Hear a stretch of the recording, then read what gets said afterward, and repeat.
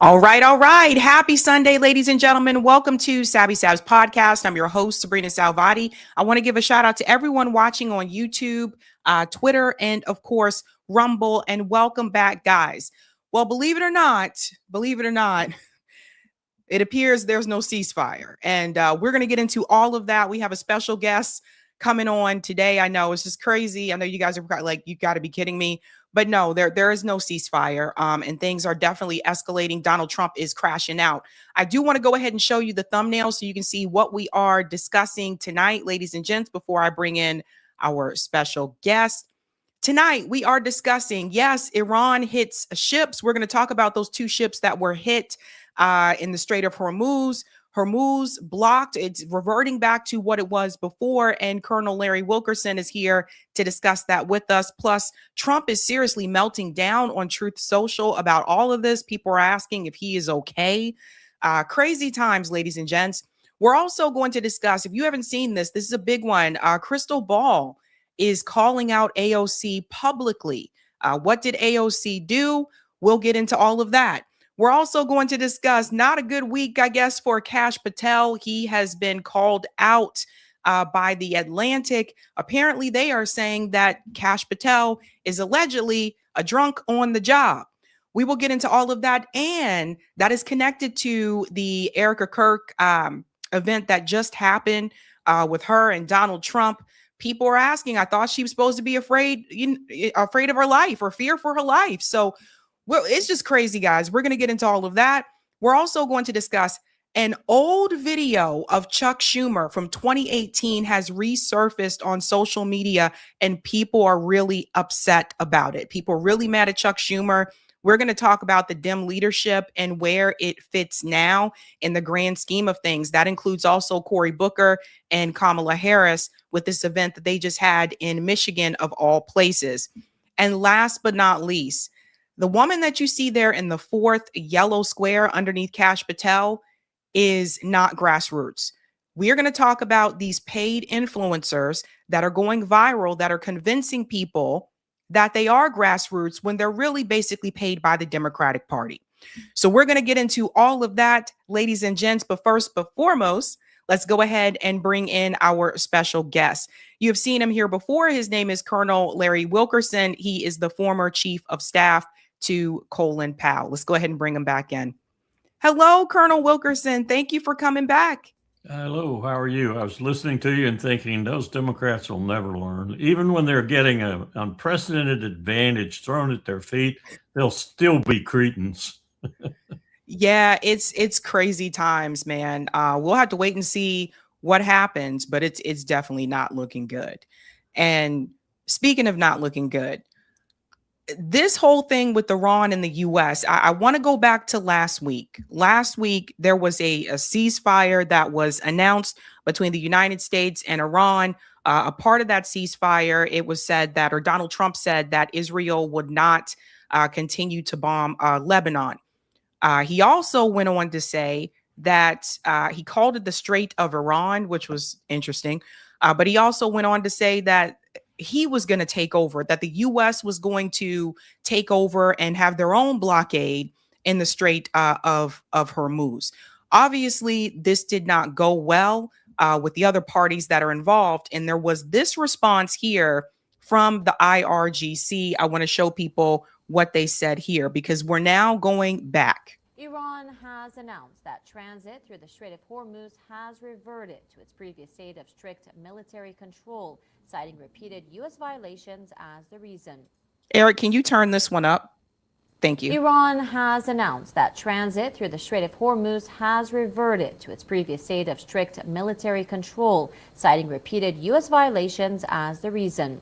Spokesman for the Khatam al-Anbiya Central Headquarters said Tehran had previously agreed in good faith to allow limited and managed passage of oil tankers and commercial vessels through the strategic waterway.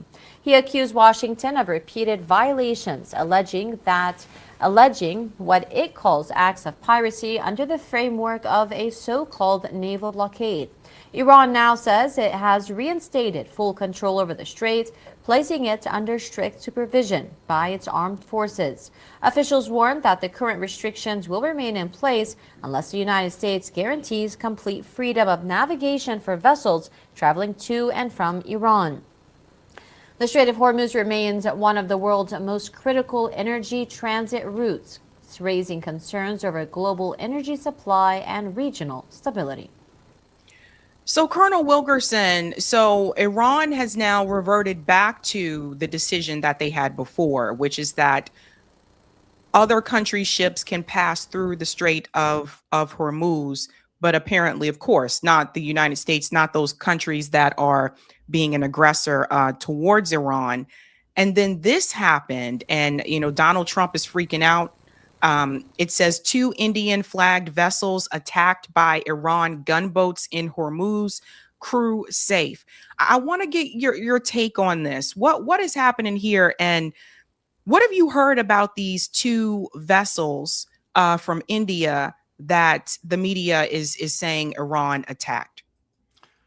First, I think we have to look at the thing from both sides, and one side has more legitimacy than the other, that's for sure.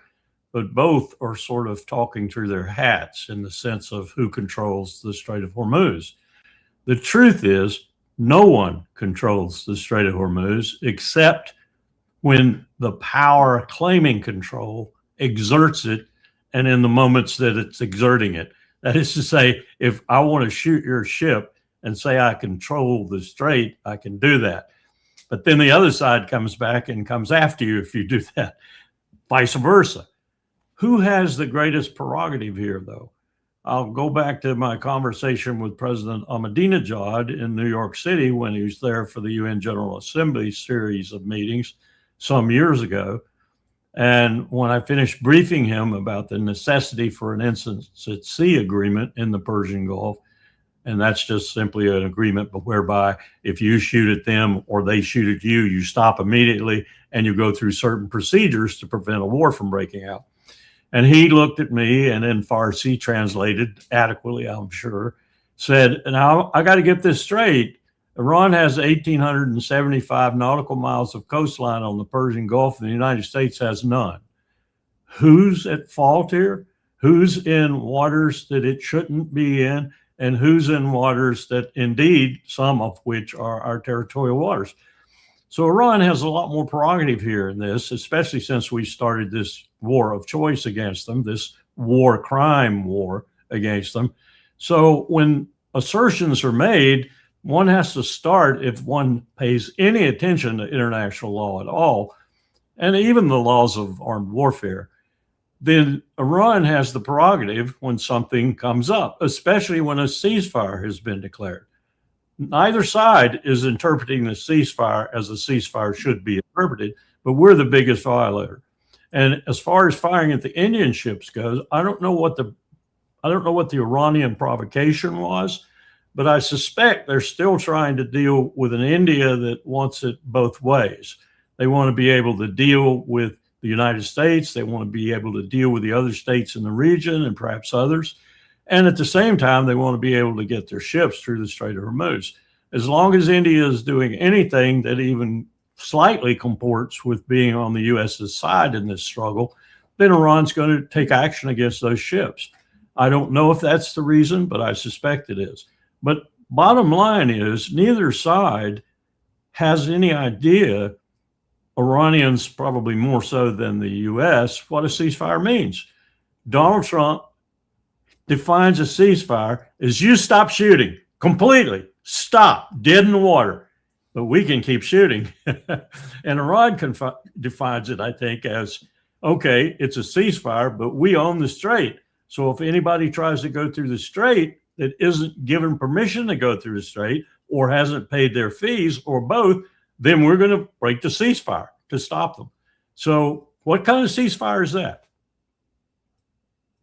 Well, and here's the thing. Part of that ceasefire agreement was that Israel would stop bombing Lebanon. They are wiping southern Lebanon out. And the moment Donald Trump, he announced, Israel agreed they're not going to attack Lebanon anymore. And then right after he said that, Israel continues to bomb Lebanon. It's absolutely ridiculous. It's more insidious than that, Sabby. Actually, Netanyahu is not necessarily bombing anymore, but what he's doing is, and this is horrendous. If you think about it, it's worse than bombing.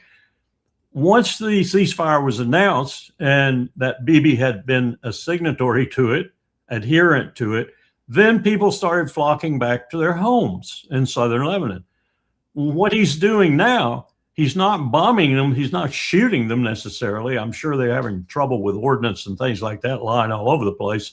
But what he's doing is he's bulldozing their homes, continuing to bulldoze their homes and putting a fire to them, burning them down. So these people are coming home hoping that they can get back to their possessions in their homes, and they can't because he's destroying them. And they're not going to go anywhere near them. They're not going to continue their southern movement if their homes are burning and there's demolition going on. And that's what he's doing. We even had a movement in our own Congress to stop the flow of these bulldozers over there because we were funding some of the bulldozers because we knew what he was doing with them. Of course, we went ahead and sent them anyway, sent the money anyway. So it's more heinous than actually breaking the ceasefire. He's keeping the people from coming back as a result of the ceasefire by destroying their homes in front of their faces. Yeah. And the situation with India likes, to your point, they like to play it both ways because India, for those who are not aware, India is a part of BRICS. So it's like they have an allyship with China and Russia, but they also have this allyship with Israel. Like Modi has met with Benjamin Netanyahu fairly recently. And then they also have this allyship with the United States. They also just met with Donald Trump and made agreements with him. And it's like they're trying to have it both ways. Yeah, and they're hosting, as I think I remember, I'm almost sure of this. They're hosting the next BRICS meeting in India. So it's not going to be a comfortable meeting if they keep on this kind of path. But you're right, they're trying to have it both ways. And I think the real reason Modi likes Netanyahu is Netanyahu's killing Muslims. And if Modi has one hang up that's just terrible, it's he likes killing Muslims, his own Muslims in India. Yeah, he does. He does. It's also really interesting, too, because Professor Morandi, I talked to him just last week, and he told me that this war is going to end up obviously restarting because Donald Trump, I want to show people what Donald Trump is saying because he's threatening war crimes yet again. So Professor Morandi said, leave the UAE, Bahrain, Saudi Arabia, Qatar, and Kuwait immediately. Iran will retaliate, destroying everything. These regimes are guilty partners in the genocidal Epstein coalition and won't be forgiven. The rising temperatures in the Persian Gulf will soon make them uninhabitable. That's another thing. It's getting into that season in the Persian Gulf where it's about to get really hot and humid. But he's responding to what Donald Trump said here, which this is wild. He said Iran decided to fire bullets yesterday in the Strait of Hormuz, a total violation of our ceasefire agreement. Many of them were aimed at a French ship and a freighter from the UK. That wasn't nice, was it? My representatives are going to Islamabad, Pakistan. They will be there tomorrow evening for negotiations. Iran recently announced that they are closing the strait, which is strange because our blockade has already closed it. So see, again, he acknowledges that the U.S. tried to start their own blockade. They're helping us without knowing, and they are the ones that lose with the closed passage, $500 million a day. The U.S. loses nothing. In fact, many ships are headed right now to the U.S., Texas, Louisiana, and Alaska to load up compliments of the IRGC, always wanting to be the tough guy.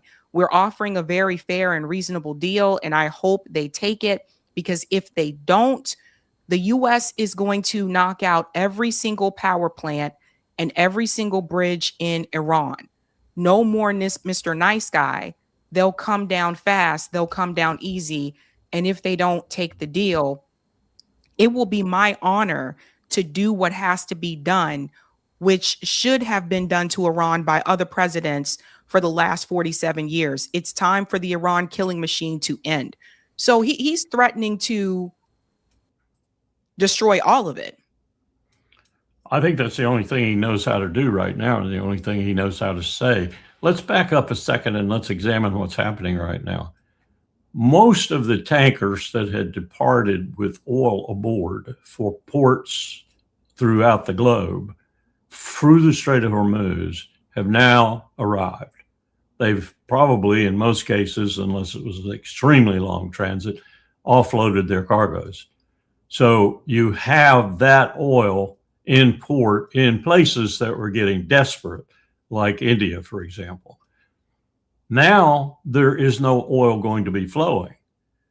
So the stock market in this country, which is crazy anyway, and is about as much an indication of the health of the global economy or even our economy as a crayon on a blackboard, is crazy and screwed up. What's happening is going to be traumatic here in another week or two when no more ships are coming out of there. These ships have arrived, they've offloaded. Now there's nothing afloat. There's nothing coming. So we're looking at, most economists are agreeing now, I think, that by the end of June, we could have global recession if this situation continues. Now let's see how it might develop. The same team, as I understand it, is going to Islamabad, if it goes, with Vance in the lead, as went before. That team went clueless. It went without working groups. It went without experts. It went without anyone who knew how to deal diplomatically and materially with what Iran has said it wants to deal with and what we have even said we want to deal with, which is kind of complicated because all we want to deal with is regime change in reality. But that's not what we're saying. This last time, no one showed up. No working teams, no working groups, nobody who knew what was going on or who could address the Iranian points with some competence and some skill. Whereas on the other side, led by the Speaker of the Majlis, the Iranians had a first-rate team ready to deal in every single point of their points and address the points that they might assume we would be putting forward, like ballistic missiles, like nuclear issues, and so forth. So what are we doing going back to Pakistan if we're going? And what is Vance doing going back if he's going? There is no chance of anything coming out of these negotiations of any substance because we have no one there of any substance to deal with it. So what are they doing? Are they just trying to gain some more time to figure out how they're going to extricate themselves from this mess they've got themselves in? Are they giving Bibi Netanyahu more time to get himself out of the mess he's in? Bibi Netanyahu is in deep trouble right now. Deep trouble. Politically, he's in trouble. Militarily, he's in trouble. He's losing on every front that he's operating on, except the slaughter he's doing in the West Bank and in East Jerusalem. There, they don't have much to fight him with. So he's slaughtering people there. But in Lebanon, he's losing badly. He's losing even worse than he did in July, I think it was, of 2006, when Hezbollah handed him his rear end. And Israel is losing in Gaza because, as Naftali Bennett has said, what are you doing, Bibi? You haven't finished Gaza yet. Those Gaza fighters are still down in those tunnels. And the IDF is not willing to go down in those tunnels and go after them. And I frankly don't blame them. But he hasn't finished that war. And that war is going to come back to haunt him as Donald Trump and Tony Blair and the other criminals associated with the Gaza City and the Gaza Project start to do their work, if they ever do start to do their work. One of the things about Donald Trump is he proposes a lot and does very little, unless it's heinous like this war. So we've got a mess that Donald Trump is clearly trying to extricate himself from, but he doesn't know how to do it. So he just keeps up this subterfuge of negotiations, of ceasefires, and of dealing with Bibi Netanyahu in order to mask the fact that he doesn't know how to do it. He's going to run out of masks. He's not going to be able to continue this for very much longer. And the world's going to start to suffer from it significantly if we go on with this kind of on and off again with the Bab el-Mandeb and the Strait of Hormuz. It's going to suffer greatly. And when India comes, if India really does have the meeting they're supposed to have of the BRICS, it'd be fascinating to be a fly on the wall there, because these countries are getting sick and tired of us. And I mean sick and tired, to include the lead country, China. And it's going to be fascinating, if not sad, to see what results from their confab in India and what they decide to do, because it's going to get more and more serious as we get more and more stupid in what we're doing in West Asia, and as China clearly identifies the fact that the real reason we're doing what we're doing in Iran is them. Yeah. I just want to let everybody know too, just a reminder, JD Vance has also been reporting to Benjamin Netanyahu. Yes. Yeah. As I understand it, he was on the phone with him a number of times from Islamabad, and then on the phone with him, giving him a complete debriefing as he flew back to the United States from Islamabad. That's right. Trump went on to say even some more crazier things. Here, I want to go ahead and bring in this clip here, which was on Fox News. They were talking about him trying to blow up everything. I just spoke with President Trump for about 20 minutes, and he told me if Iran does not sign this deal, the whole country is getting blown up. He went on to say that bridges and power plants will be targeted if Iran does not sign this agreement. The president telling me that U.S. Special Envoys Jared Kushner and Steve Witkoff are heading to Islamabad, Pakistan for meetings on Tuesday, possibly into Wednesday, to try and get this agreement across the finish line. The president telling Fox News this is a very simple deal, but this is the last chance for the Iranians. The president very clear in our conversation that he is not making the same mistake that President Obama made, giving cash to the Iranians and allowing them to continue a nuclear program. The deal on the table is to reopen the Strait of Hormuz to ensure that the Iranians do not have this highly enriched uranium that is buried deep underground after Operation Midnight Hammer last summer. And again, the president telling Fox News that the entire country will be blown up. Bridges and power plants will be targeted if the Iranians do not sign this agreement. So I just want to add here, again, they're saying this very publicly on corporate media. That's a war crime to just blow up, threaten to blow up power plants and more bridges, of course. But then also they mentioned Jared Kushner once again. And Larry, I have to remind people, Jared Kushner is not a government official. He's a private citizen. How is it legal for someone who's a private citizen to go to these types of meetings and negotiate on the U.S. government's behalf? Well, presidents in the past have sent what they generally call special envoys, or they christen as envoys, to do things that aren't necessarily members of the government. In this case, it's fairly egregious that he's doing it this way because neither man has ever been through any form of security clearance. Neither man has shown any talent whatsoever for diplomacy. And both men have shown an enormous capacity to make money while they're doing what they're doing, supposedly for the American people. But that man on Fox just now, I don't know him in particular, but he got to be one of the stupidest newscasters I've ever heard in my life. He should just have written across his head, Fox propaganda for MAGA or for Trump, whatever. What nonsense he's spouting there, and what danger he's courting, as is Donald Trump. If Trump were to do what he's saying he's going to do, if he were to launch a full-scale ground invasion, small as it would be, if he were to bomb everything the way that man just purported he is intending to do, then Iran would simply move to its second tier of targets. The second tier of targets are devastating for the economy of the world. Absolutely devastating, Sabby. They are things like the major oil facilities at Ras Tanura, 550,000 barrels a day, and the complex next to Ras Tanura, which is about 7 to 8% of the world's finest oil, gone, plus all the workers, the refineries, the facilities, all gone, and other targets like that throughout the region, sparing no one. That's the second tier of targets, and Iran has plenty of ballistic missiles left. And now, if I'm being informed properly, and I think I am, they have one of the most sophisticated, if not the most sophisticated, targeting satellites in the air over them, provided by China.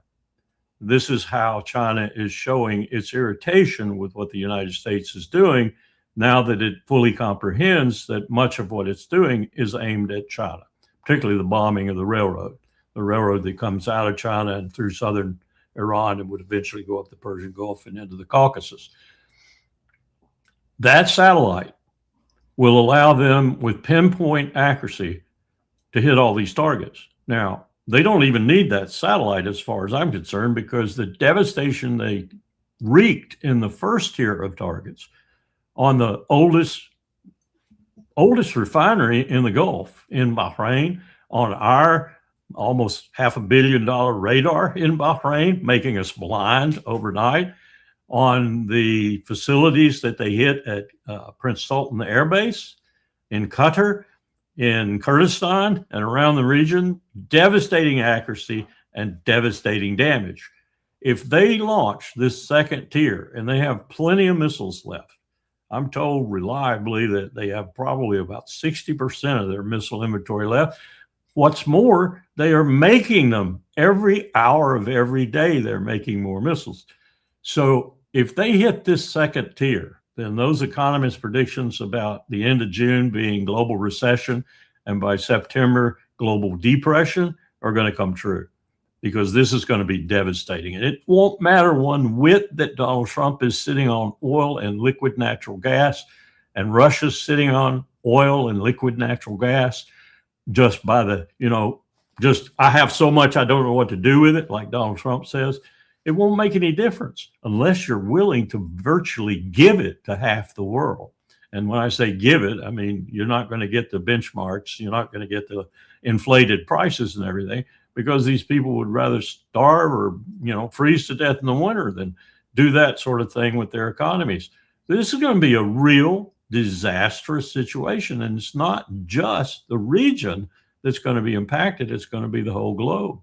And Donald Trump acts as if he totally oblivious to that. So does his Secretary of the Treasury. So does his Secretary of Energy. The two men, Treasury and Energy, if you put them together and fuse their brains, you might find a centimeter of gray matter.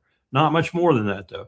That's who's working for him. I read a report today that I hadn't looked at in a long time. Maybe 20 years I hadn't looked at it. I wanted to look at it again for another reason. But as I was looking at it, I found these paragraphs. What Hitler did when Hitler planned everything that he was going to do, 36 on, what he did was he went out and he reached into Germany and found the most potent failures he could find. Failures in business, failures in commerce in general, failures in diplomacy, failures in the military and so forth. And he pulled them in to be his principal adjutants, if you will, his principal helpers, whether it was the brown shirts, the Nazis, the Schutzstaffel, or whatever. Why did he do that? He pulled in failures. Think Kash Patel, think Pam Bondi, think Pete Hegseth, think all the Trump cabinet virtually. He pulled all these people in because he knew that if he empowered them, they would be vicious. They would be cretins. They would be war criminals. They would do anything for him. That's what Trump did. That's what he has arrayed around him right now. And that's what's making decisions for this empire right now in this extremely dangerous time, not just for the empire, but for the entire globe. You can't make this stuff up. But Larry, this is where I put on my what if hat. What if this is all a part of the plan? What it is. I think you're right. I think it is. And if you throw Elon Musk into it and Peter Thiel and all these other people who want to take AI and other such technology and create a world for corporate behemoths and get rid of the rest of us, it fits. It fits. I don't know if Donald Trump is aware of these people behind him who have these plans, but there are people. Elon Musk is one of them. Peter Thiel is one of them. They are people who want to get rid of the rest of us, or at best make slaves of us, and operate their AI globally and put their sperm in a frozen container so it can be sent off to another universe or whatever. I mean, these people are looking to make us their eternal slaves or to kill us. And I'm not kidding here. This is not science fiction anymore. This is reality. Watch these AI centers go up all across the country, and you will understand what I mean. You will see what I mean. This is why I keep telling people we have to get past this left-right. Yes. We have to get, I'm trying to tell people it's literally the people at the top versus the rest of us. Who you guys have got to get past the left-right thing. Because at the end of the day, none of that is going to matter. But he went on to say something about blackmail. And I want you guys to hear this. I don't know. And pay attention to who is behind him. Joe Rogan is standing directly behind Donald Trump.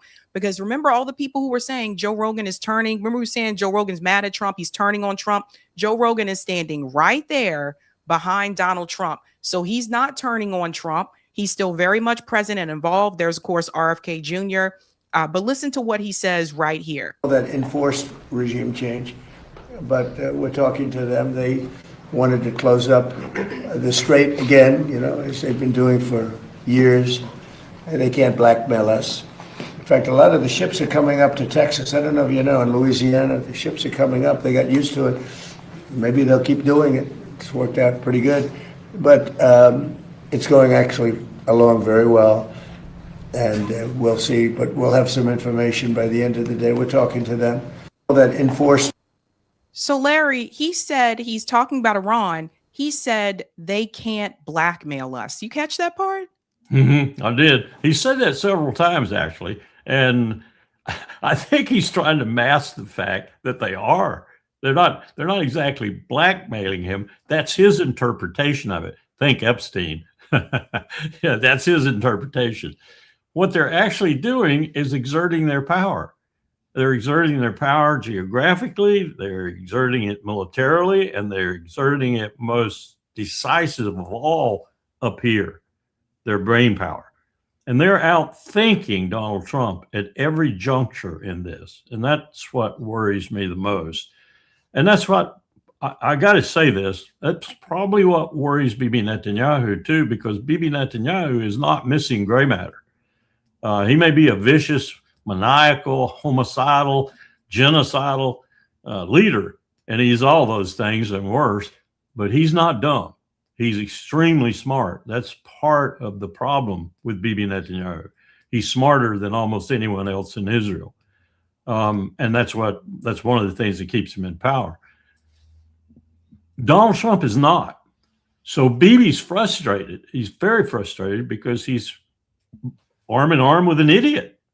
And he's dealing with the thing, the country, the regime, the people he's wanted to deal with for eons.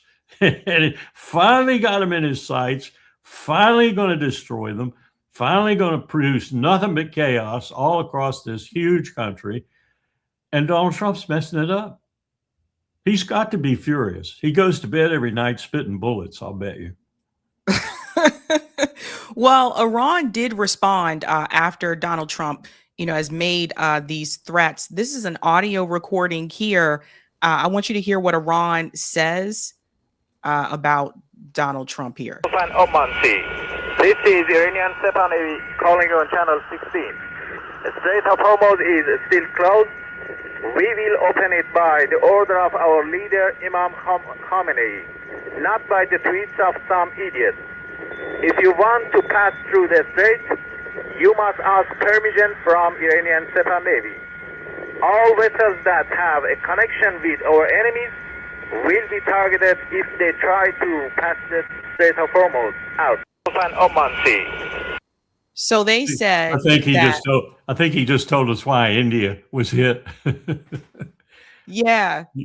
Like he said, we're not going to listen to the tweet of some idiot. So they're talking about Donald Trump, of course. Yeah. But yeah, I wanted to show people that. And I wanted to show you this as well, because you've probably seen some of these, Larry, these little memes that are going around. Right. This is one, I'm not sure if this is from Housewives, for those who are not aware. That was actually a scene that happened in, I think it was Beverly Hills Housewives or something like that. But they said, you said strait is open. And he says here, I said, inshallah. Mm-hmm. So people are poking fun of this as well. But I think a lot of this, resorts back to, and someone just put, there's something incoming right now, I think news-wise, about ships that may have been hit as well. Eric, can you check really quick? Because someone said that CNN is reporting there are other ships that have just been hit. But I think another thing about this is that a lot of people never even heard of the Strait of Hormuz until this war happened. Yeah. A lot of people never heard of the Bab el-Mandeb or the Straits of Malacca or any of the other critical places on the world's map too. But they are serious places. And one of the things that China is doing, I've got to give them credit. They've studied history, as the Chinese are wont to do. They know how empires of the past, particularly one, eliminated much of its problems with overseas transport of its goods by eliminating the need to go overseas. They built land routes. And that's what China's doing. All these Base Road Initiative railroads, the three that cross the north, the one in the center, Central Asia, and then the one down south, they're all designed to carry 60 to 70% of China's Pacific port commerce, which is probably half of China's commerce, by rail instead of by ship. That puts maritime business out of business. I mean, you don't have to go to the seas. You don't need a navy. You don't have to do any of that. You're on land all the time. This put the Portuguese out of business. And it's very sound because it brings all the commerce through Europe to Europe, for example, on the northern tier in about 16 hours. It takes 2.5 days by sea. Imagine your reduced costs and then put that against billions of dollars worth of commerce, and you've got a real savings there. And the one going through Iran, even as long as that railroad is, it only takes 25 hours. And again, you've got 2-3 days by sea if you don't use it. If you're looking for other ships that have been hit in the strait, it would be interesting to know what nations they are, because I think that guy just told us, if we think you were at all in complicity with the United States of America or its ally Israel, we're going to hit you. And I think that's how they determined that they should hit those 2 Indian tankers. I think so too. Well, we do have breaking news just coming through right now. According to CNN and also the BBC is saying this as well. U.S. Navy fired on and seized Iranian flagged vessel, according to Donald Trump. So this just came through. It says that the Iranian flag cargo ship tried to pass the U.S. naval blockade in the Gulf of Oman. This is according to Trump.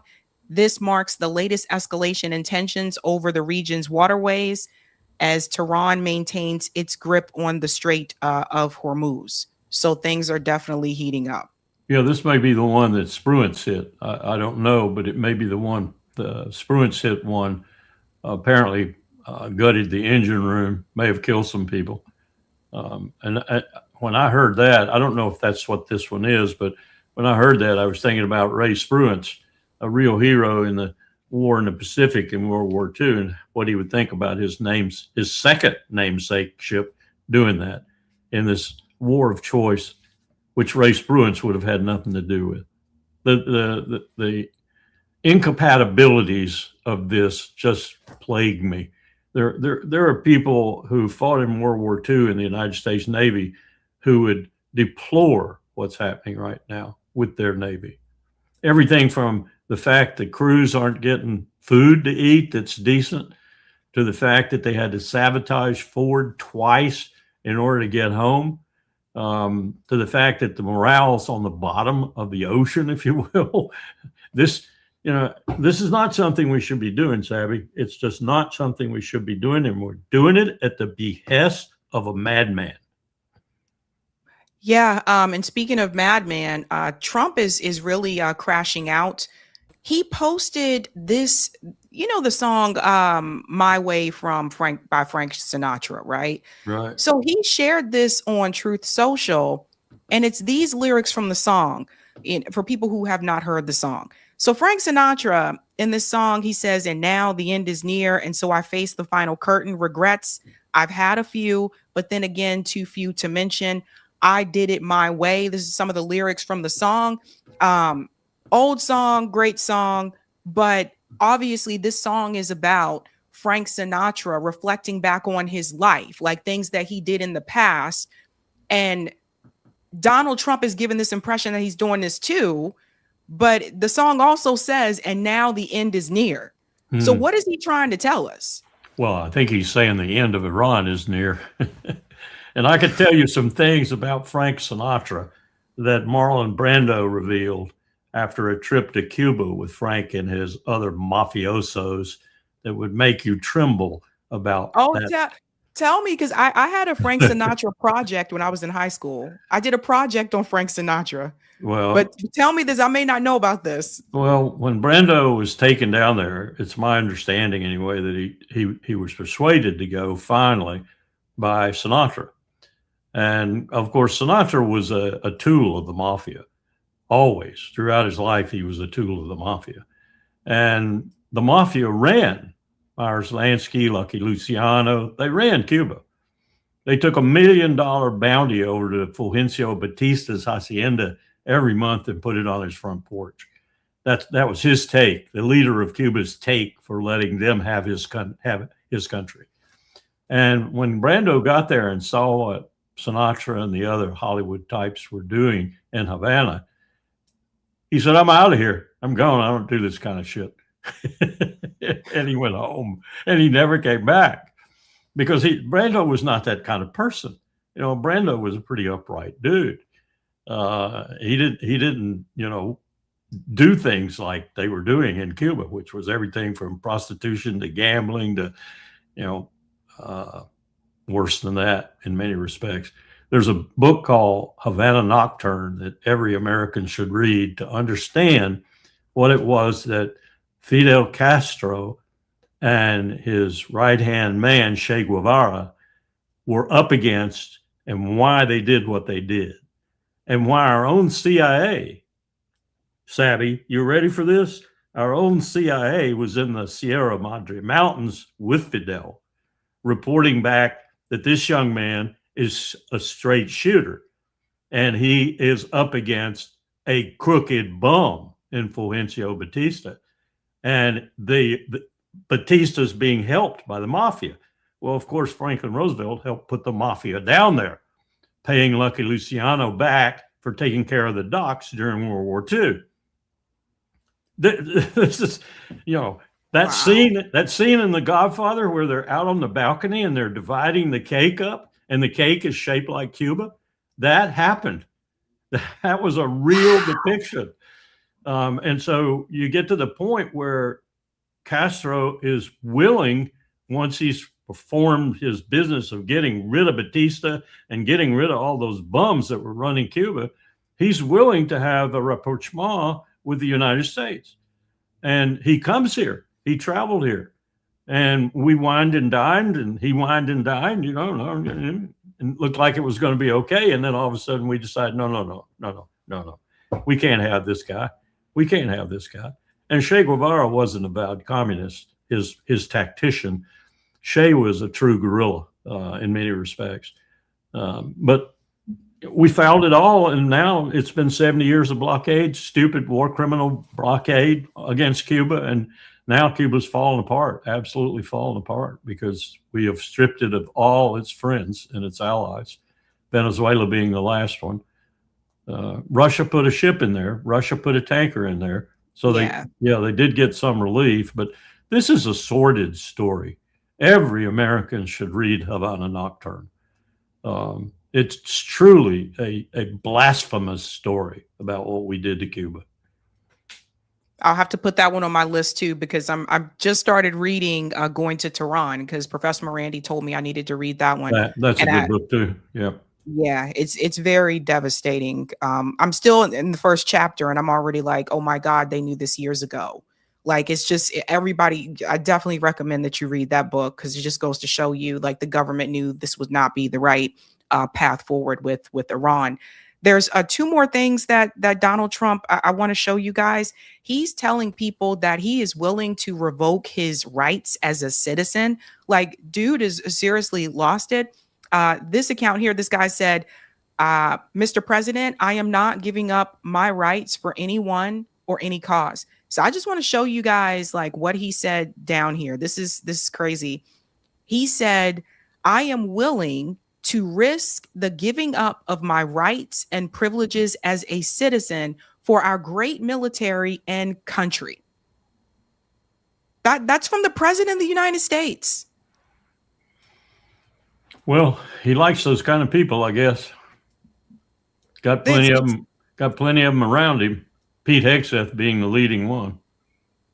Yeah. And then I want to show people the numbers right now, right? So they're running the numbers about Donald Trump's second term. You guys need to see this. Which is still very clear here. Donald Trump standing with the public here now, an approval rating in our poll here of just 37%. The last time this poll reported out a couple months ago, it was 39%. The big change from then to now, of course, is the launch of the war in Iran and everything that's continued to happen there. So down to 37% approval for Trump. And mention Iran, and look at this. A big driver of that clearly is how that war is going. Only a third of adults approve of Trump's handling of the war in Iran.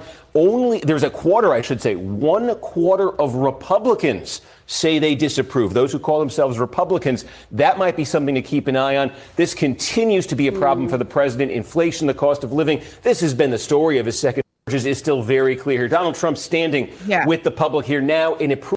So you guys see, and honestly, Colonel Wilkerson, I think the numbers might be even lower than that. I do too. I do too. I think the real category, I think, from watching this for the last 70 years, the real category is disapproval. Approval sometimes gets warbled. It's difficult to ask the questions, but when you say, do you disapprove, it's not hard to ask the question. And the disapproval ratings, I think, are a good 5 to 8% deeper than those. I think less than 20% of America approves of Donald Trump. That's what I think. And if it were fair polling and it were polling just to determine the disapproval rating, and this war has done it, but inside this war, the connection with Israel has done it. And that's true with a lot of Republicans. I have Republicans calling me that haven't called me in 10 years. you were right. This state of Israel is really, really bad for us, that sort of thing. And I think Charlie Kirk's assassination really put an era in the heart of one of the most powerful incentive movements within MAGA. His group was, in many respects, responsible for putting Trump over the hurdle of being elected a second time. And now they are truly, truly confused, disorganized, and not straight on this relationship we have with Israel. I don't think much else has changed, sad to say, but that has changed amongst them. They think it's a poisonous relationship, and that's enough to bring Trump down. No question about it.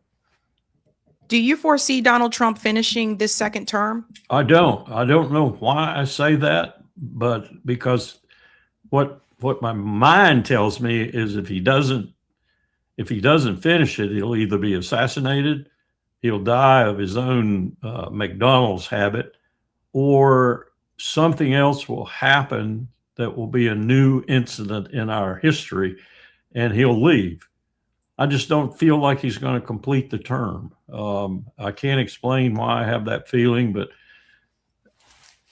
I listened to one of the best explanations of the 25th Amendment this morning. Someone sent it to me. It's a lawyer who used to be in the Justice Department, I believe.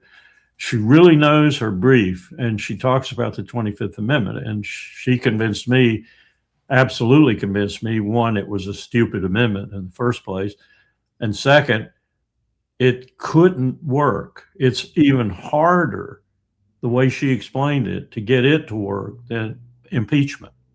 And we know how hard impeachment is. And the principal reason, and she cited it, there are a number of reasons that it's a bad amendment, but the principal reason is it takes a 2/3 confirming vote of the Congress to bless what the cabinet might have done in terms of saying the president's not competent, we're removing him from office, the vice president is stepping in. The Congress has to vote 2/3 for that. And I see that as she did, as an extremely difficult barrier to the 25th Amendment being anything to use. So you come back to impeachment, and I would say the most logical result will be that DEMS will win both houses of Congress in the midterms. This is all assuming the midterms are free and fair and come off. Maybe a big assumption. And then they'll start serious impeachment proceedings, and then they'll remove him from office, and he'll be the first president in history removed by impeachment. Nixon was told by leaders of his own party who walked over to the White House and showed him the documents. And he said, essentially, I don't want to be impeached. So he resigned, because he would have been impeached. He would have been removed from office through the process of impeachment. And he didn't want to do that. So he resigned. I don't know what Trump would do, but I think that would be the same thing. They would show him articles of impeachment, which would be almost impossible to beat. And he'd have a choice at that point, resign or be the first president to be impeached. Knowing him, as I do now, I think, from watching him, he'd probably accept being the first president to be impeached because it would be distinguishing. No other president has ever been impeached successfully. Well, there is another funny one I do want to show you guys again. I don't want to end on in this segment on a somber note, but they made this video is hilarious. It says opening Strait of Hormuz. I want you guys to see this. Strait of Hormuz is now open. Let's make party.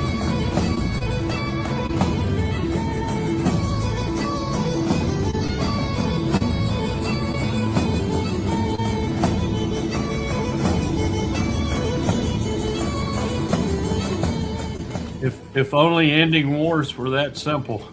I know. Donald, wake up. Why did you wake me up? I opened the Strait of Hormuz.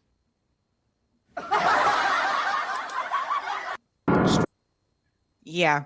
There's a lot of jokes going on now. You should see some of the ones coming out of China. they're hilarious.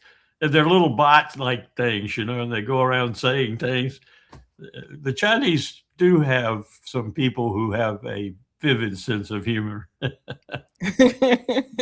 Oh my gosh. Well, Colonel Wilkerson, thank you so much for joining us, and we'll have to wait and see what happens. All we can do. Thank you. All right. Thank you. Take care. Bye-bye. All right, ladies and gents, that was Colonel Larry Wilkerson. Thank him so much for his time. Crazy things that are going on here. You know, it's funny because Larry Johnson was here last week and he said it very quickly. Yeah, I don't think the ceasefire is going to hold, you know, and of course, here we are. So if you haven't done so, ladies and gents, please do me a solid and smash that like button. Thank you. And if you're new, don't forget to like, sub, and share just like a Care Bear. Tonight's theme, ladies and gentlemen, is Hit the Road Jack. People are wondering, is Donald Trump going to hit the road? He's one of them, but so are some of the others in these stories that we're going to discuss tonight as well. Want to go ahead and give a shout out to patrons, and then we'll shout out the super chats, and we'll keep it moving and grooving, ladies and gents. Thank you to everyone who is a Sabby patron. Really do appreciate you around here, fam. If you're interested in being a patron, I have 5 categories. We have the ultimate, the Sabinators, the Sabsters. We cannot forget about those Sabbies because they are not too shabby, are they? Not too shabby. And last but not least, we also have our members. All of their names are listed here, ladies and gents. And you can also see their names scrolling across the bottom of the screen there on the ticker. And I don't know what I did with this one, but apparently I added something wrong here. Maybe this is the wrong one. Anyway, I'll fix that later. But thank you. Thank you all so much. Okie dokie. Let's go to the super chats here, ladies and gents. All right. Thank you for the super chat, Measured Man. Nothing more than to help share the truth. Thank you. Thank you. Shout out to Barbara S.A. Slow or Saslow, Barbara Saslow, for becoming a member. Let's give Barbara a big whoop whoop. Thank you, the Drew, first time subscriber. Welcome, the Drew, and thank you. All right. Thank you, Kevin. Somebody should rap to your theme music. You know, someone said that to me before. I'm not a rapper, you know, so if you know someone, I don't know. Thank you for the super sticker, Adele. Thank you for the super sticker, Eerie Tune. Thank you for the super chat, Sparky, Epstein Kushner 2028. Sparky is being funny there. Thank you, Near the Far World. BB could have had Biden, but he wanted Trump. Idiot. Thank you, Sparky. Besence tried to crash world economy last year and leave the U.S. as the last country standing. It may have worked in 2009, but it won't work nowadays. He tried it with tariffs. Now he's trying it with oil. Thank you for this one, Sparky. Correction, Besent, not Besence. Sorry about that. Thank you, Measured Man. I believe Dick Gregory, there is a blue tie, red tie, Trump. Do with that as you will. Cloning has not stopped. IJS, his foolishness. Thank you, Brett. World waiting and wondering about supposed to America. Thank you, Brent. Sabby is a MFN comfort. Oh, thank you. And thank you, New York Varsity. I love the Rogan podcast and know why he was there, FDA legislation. But it is really hard for me to separate that with the behavior of this animal. All right, let's get the Rumble rant. We'll keep it moving and grooving. Dun, dun, dun. We're going to have some fun with the rest of the stories tonight. You guys know how Sundays are. Thank you for the Rumble rant, Hemp Car. Watch the beginning of 7 Psychopath. Batista used hot pokers to take out their eyes. Yikes. Scary times, ladies and gents. Okay, again, the theme tonight is Hit the Road Jack, just like the song. And that takes me into our next story. Kash Patel apparently may be fearing that his job is in jeopardy. Is Kash Patel about to hit the road, Jack? Or is there something else that he should be more concerned about?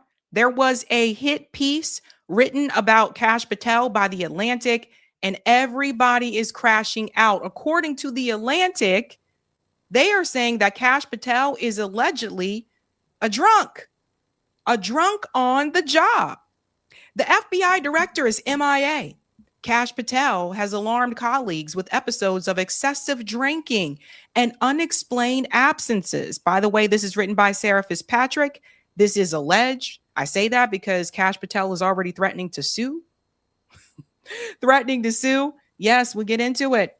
Let's get to this part here. I'm not going to read the whole thing, but I want to read this part.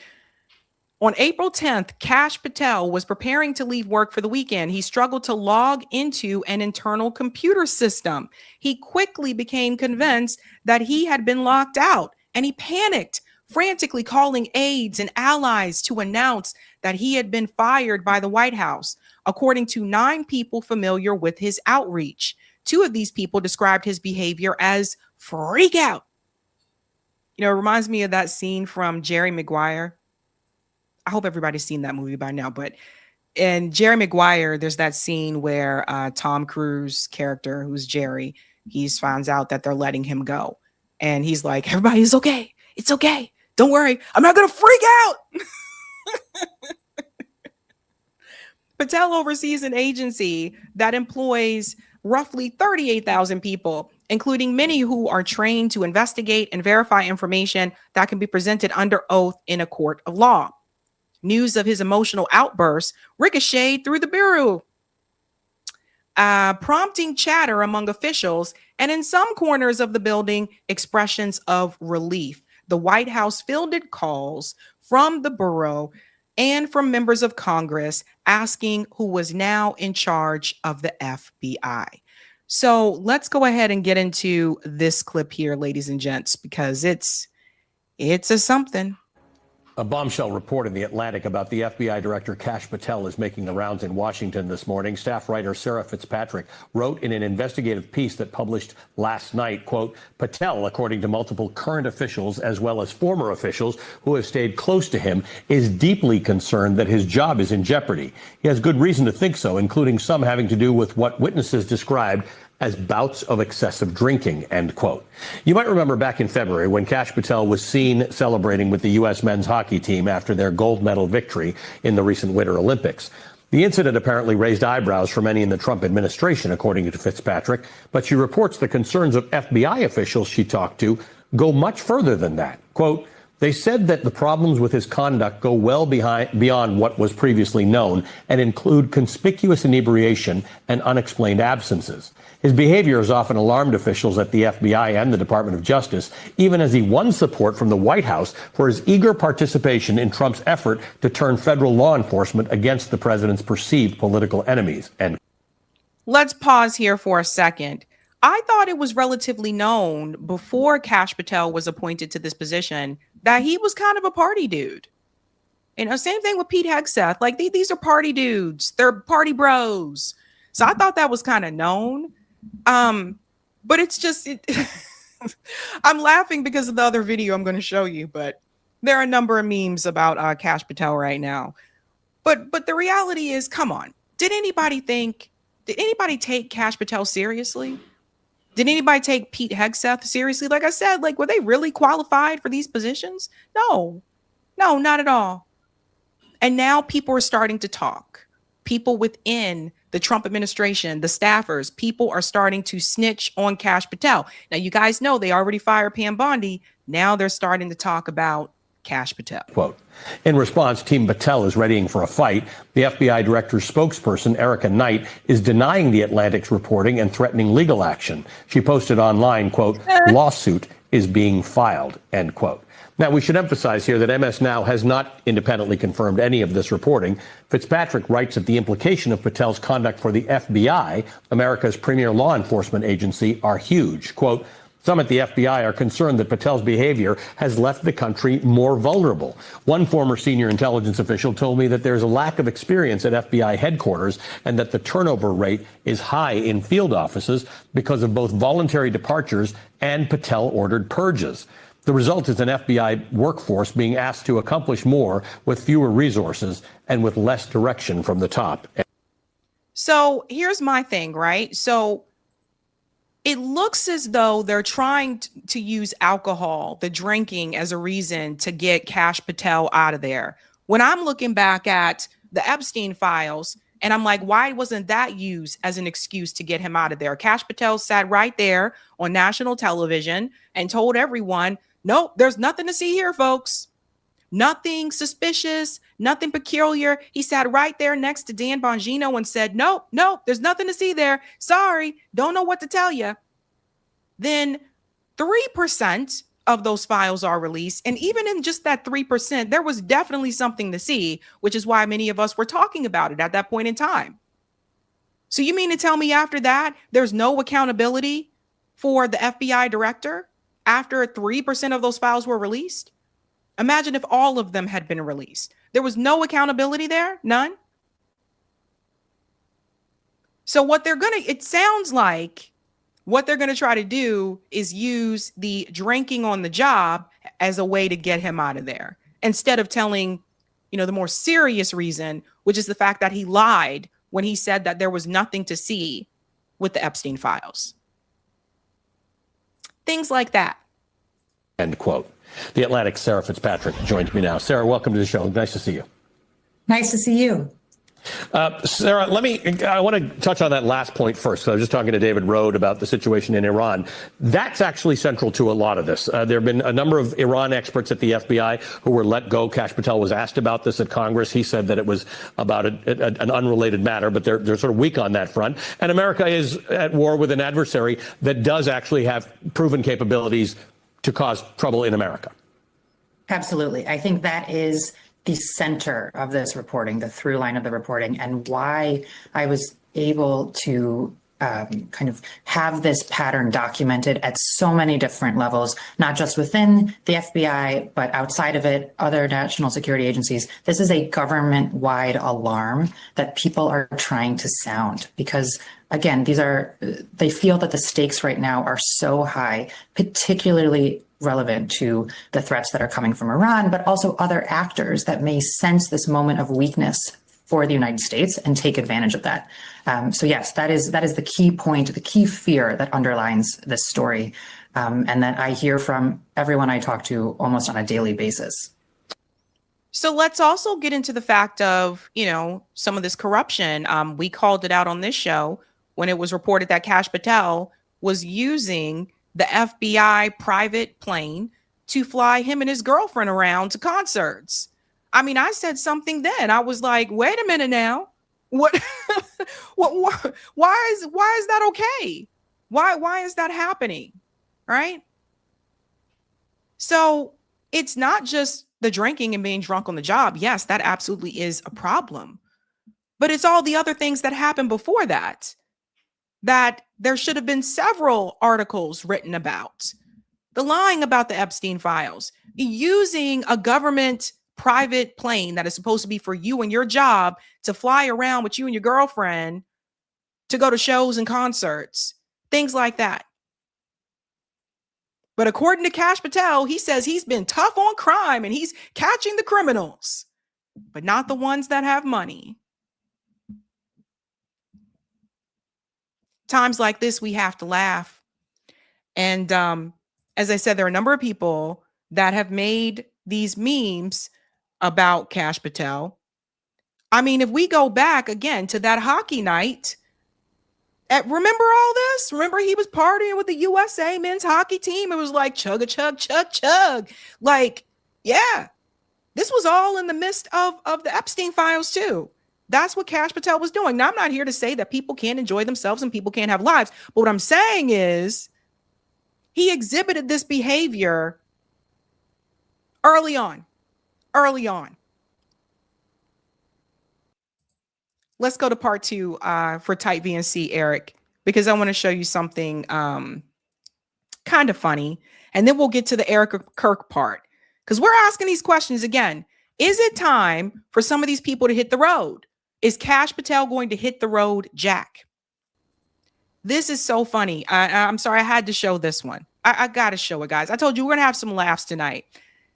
This was featured on TikTok by Captain Bloyd about Kash Patel. They knock on your door. Bang, bang. They knock on. Yeah, Kash Patel name on the badge. Talk big boy now stuck in the act. Said burn it down, said clear fast. Now you run what you used to trash. Built that image, sold that fight. Camera hit, you lost that life. Look what they did with his eyes. They made his eyes.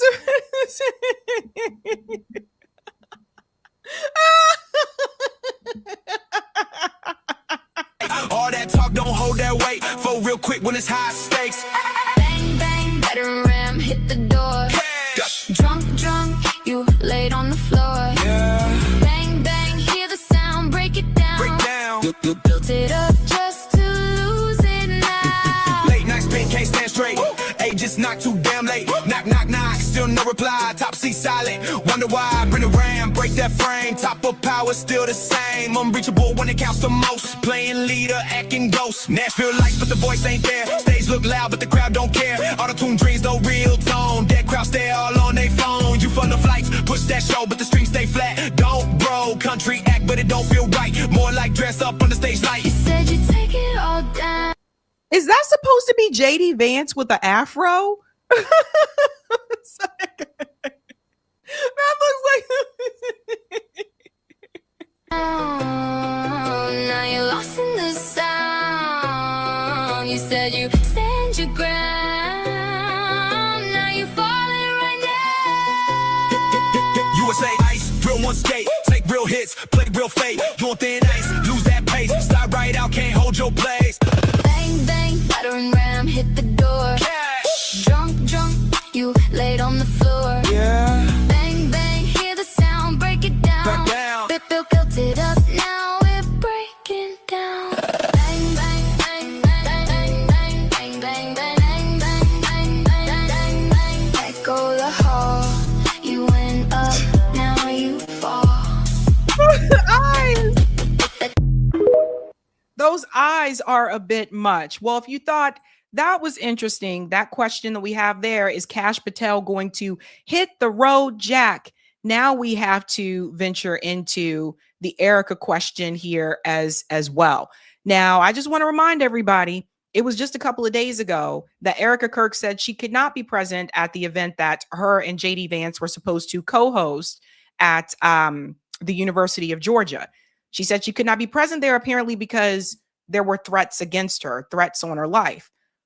But then just a couple days ago, she's at this event with Donald Trump. And I want you to hear what she says here. Over the past 7 months, I have seen the worst of humanity, but I've also seen the best of it.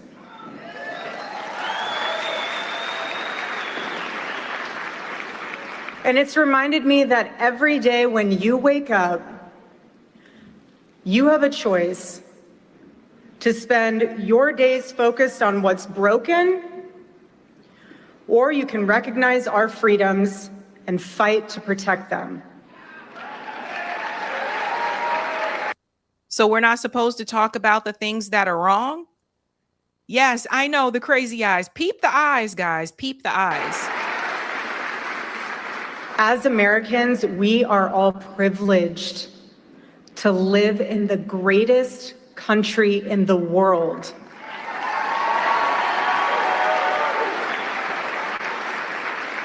Is it perfect? No, it's not. Do we have problems to solve? Of course. Of course we do. But our country is the best that we have, and I do not want to lose it.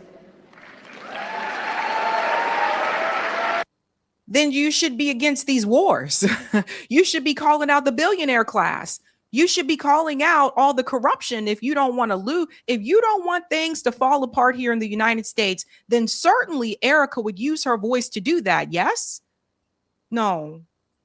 If you look around the world right now, Europe has surrendered itself to third world criminals. And under the Biden administration, we were on track for that for ourselves. But Pause. What the hell is she talking about? What is she talking about? I guess she's hinting towards Spain choosing not to go along with this U.S.-Israel attack on Iran, and Spain choosing to, have business with China and work alongside China to get the things that they need for people in their country. So I want you to pay attention to the classism that Erica uses here. Third world. One, that's the first part. And then she said criminals. We have criminals here in the United States. Why isn't Erica screaming at the top of the rooftop about the Epstein files? Oh, we can't talk about those criminals. Not those.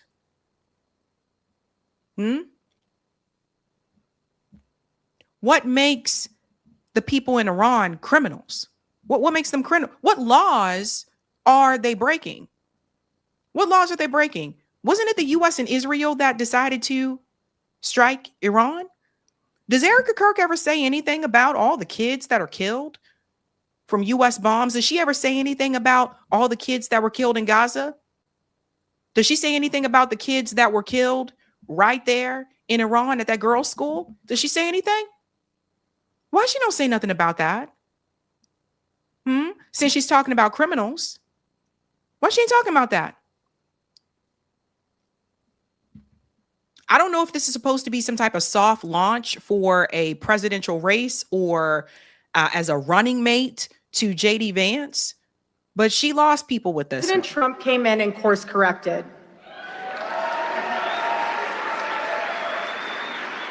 In countries like Nigeria, radical Islamists are murdering Christians for their faith. In Canada, they'll tell you you're better off getting medically assisted suicide than believing in the sanctity of life. While in America, we understand that a free life is worth living. But there is nowhere else on earth like the United States of America. There is not. And with this powerful combination of freedom, the ability to live your life with your faith openly, and the chance to build a life, nowhere else like it. And nowhere else I would want to be. And I'm sure you guys feel the same exact way. Okay, Erica, then how come we have so many people living in poverty here? If everything's so great here, why is our poverty rate, why does that continue to increase regardless of who's in office, who's president at that time, regardless of which party?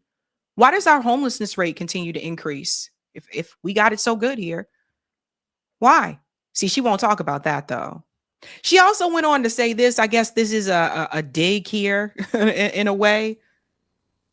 Listen to this part. And now we have to show up again with 80 to 90% voter turnout in the midterms and fortify the red wall for the next decade. That's what we need to do. Girl. But at the same time, you have people out there who are actively trying to tear this country apart.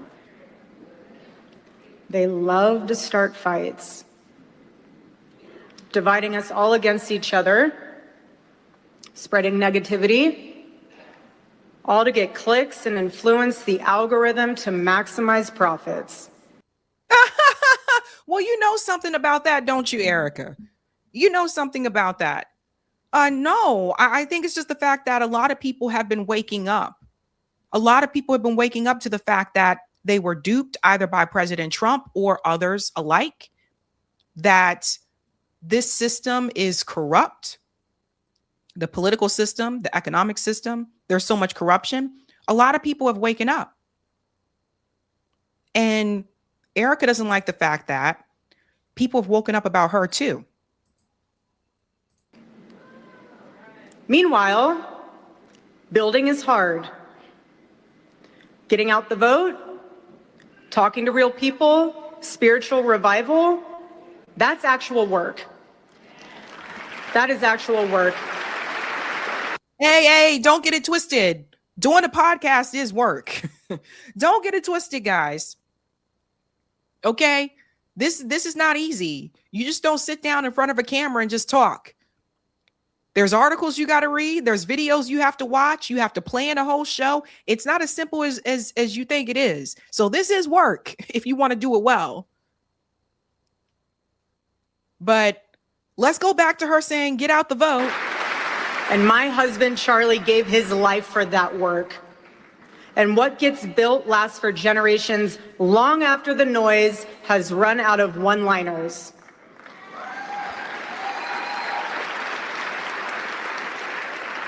No one understands this better than President Trump. No one. No matter what they throw at him, he perseveres in the face of adversity because the mission is too important. She said that the mission is just too important. So again, it was just a couple days ago that she said that she feared for her life. And again, of course, we do not advocate for violence. We don't support that on this show. But she said she was in fear of her life, and that's why she could not be present at the event with her and JD Vance, the event she was supposed to co-host with him. But there's more things happening behind the scenes. I mean, I don't know if you guys saw this, but they have already replaced her on this Make Heaven Crowded tour, which, by the way, I think that name is so cringe. I mean, you got to die to make this happen. And it's just kind of, I'm like, what are you saying? They replaced her with Kaylee McKinney. So they replaced her with another blonde, apparently on this tour. It's falling apart for Erica, guys. Regardless of how many times she stares at the camera with her scary eyes, it's really falling apart. So you can see they already moved on from her. And this was too good not to show you guys. I told you it's Sunday. We're going to have some laughs. So that we like to do that here. They made one about Erica, guys. This theme is going to get stuck in your head. This song's been stuck in my head all day. Check it out.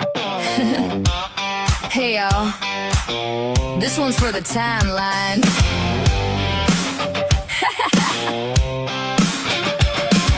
Erica was tired of the Perfect Wife show. Charlie had the preaching, but we all kind of know.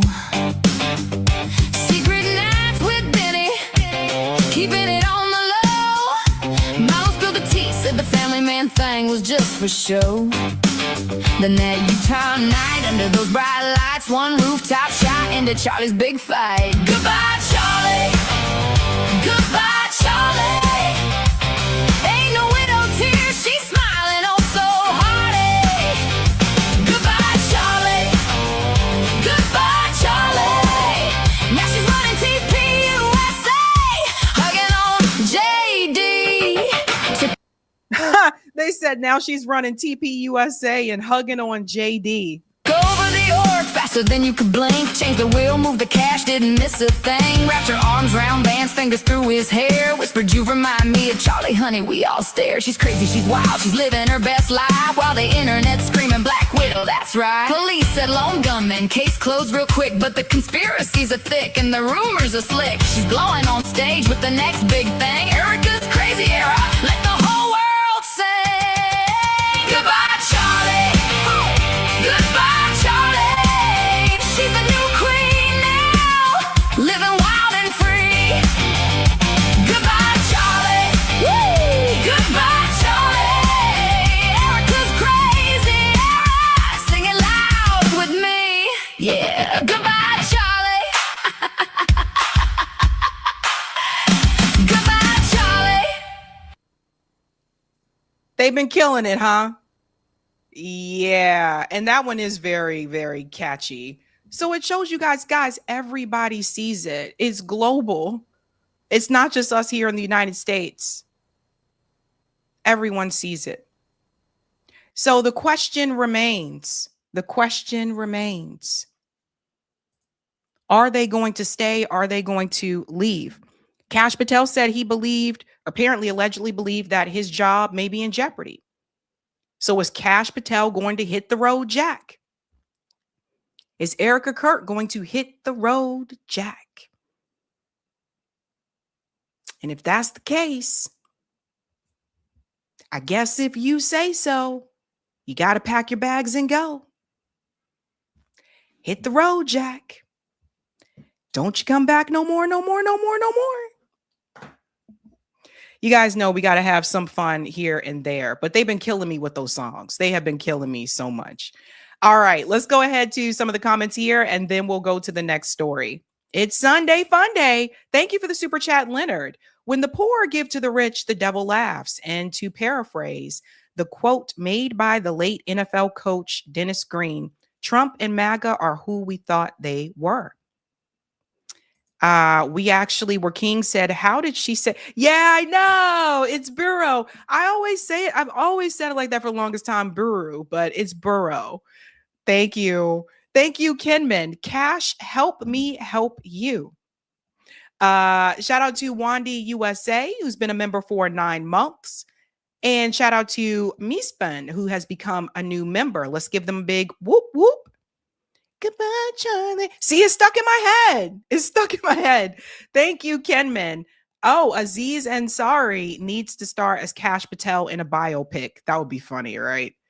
That would be something. Thank you, John. To be fair, if my job was covering PDF files and whoever off Charlie, I'd be drinking too. Love from Florida. Thank you, King. I thought Erica was talking about Syrian refugee crisis in Europe. Thank you, Marlon. What she holds dear in America, she denies to others with a blind eye to genocide and the war crimes of her friends. Exactly. And shout out to Trash Panda, who's been a member for 7 months, said the troll game is strong with this one. All right, let's get the Rumble rant and let's keep it moving and grooving. Papa, don't preach. I'm in trouble deep. Thank you for the Rumble rant, Hemp Car. Dick Gregory said Michael Jackson was killed with a laser from space in one of his last interviews. On C-SPAN at the National Black Caucus, he said they put manganese in malt beverages. Too few know. Interesting. Interesting. Got to look into that one. All right, ladies and gentlemen, if you haven't had a chance to do so, do me a solid and smash that like button and let's keep it moving and grooving. This next story, you know, every now and then, there is a influencer that is talking politic that is made to appear as if they're grassroots. They're just down with the people like all the rest of us when they're actually bought and paid for. And that is not different with this video that has gone viral on social media. This woman is cooking in her kitchen and talking to the camera. And basically she's pointing her finger at those who are leftists that apparently did not feel the Democratic Party was left enough for them. And I knew when I saw this right off the bat that this was not grassroots. And Greg shared it here, Mr. Jeezy. Greg, dear online leftists, watch this video, right? As if this is authentic.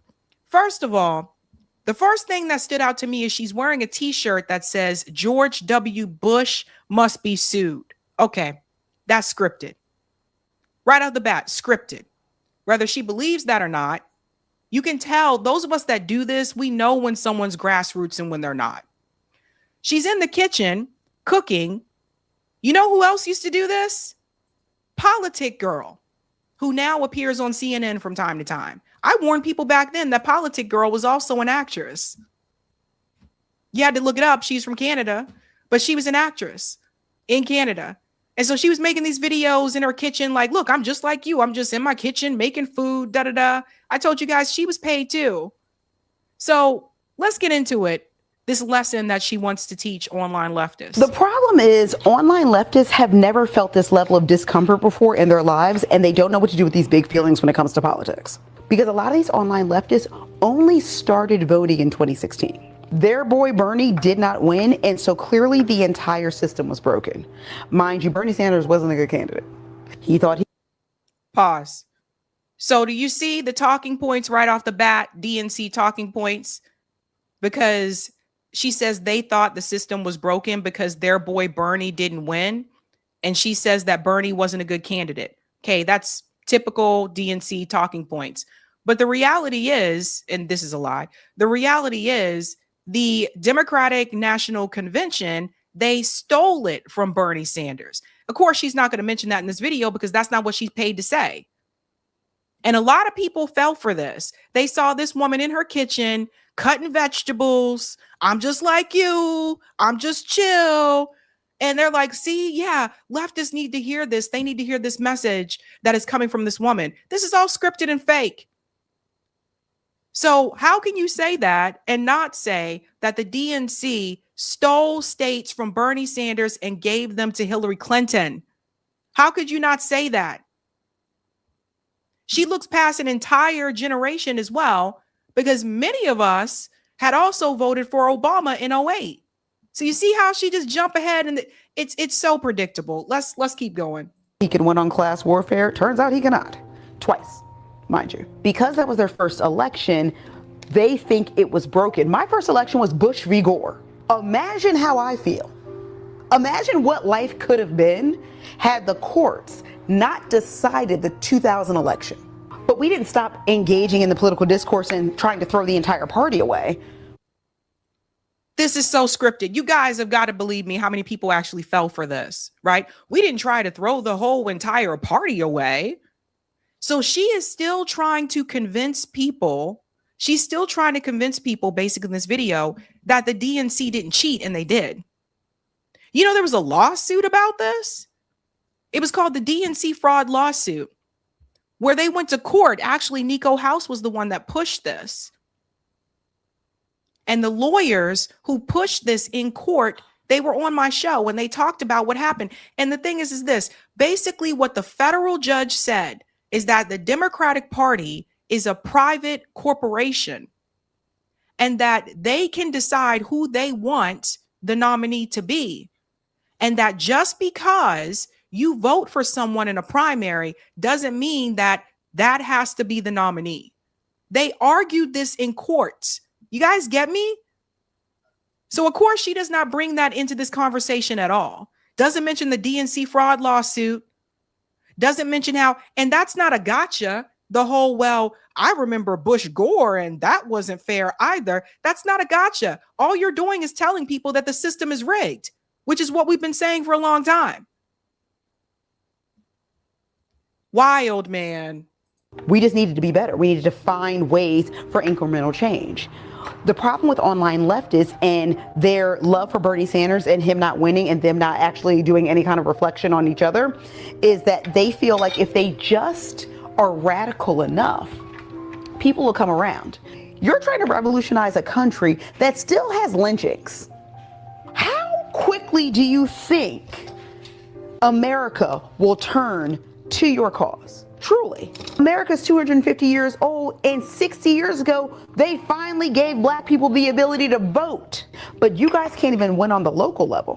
Why do you think anyone's going to elect you for president? But that's also a lie too, right? Right? Haven't people won on the local level? Yes, they have.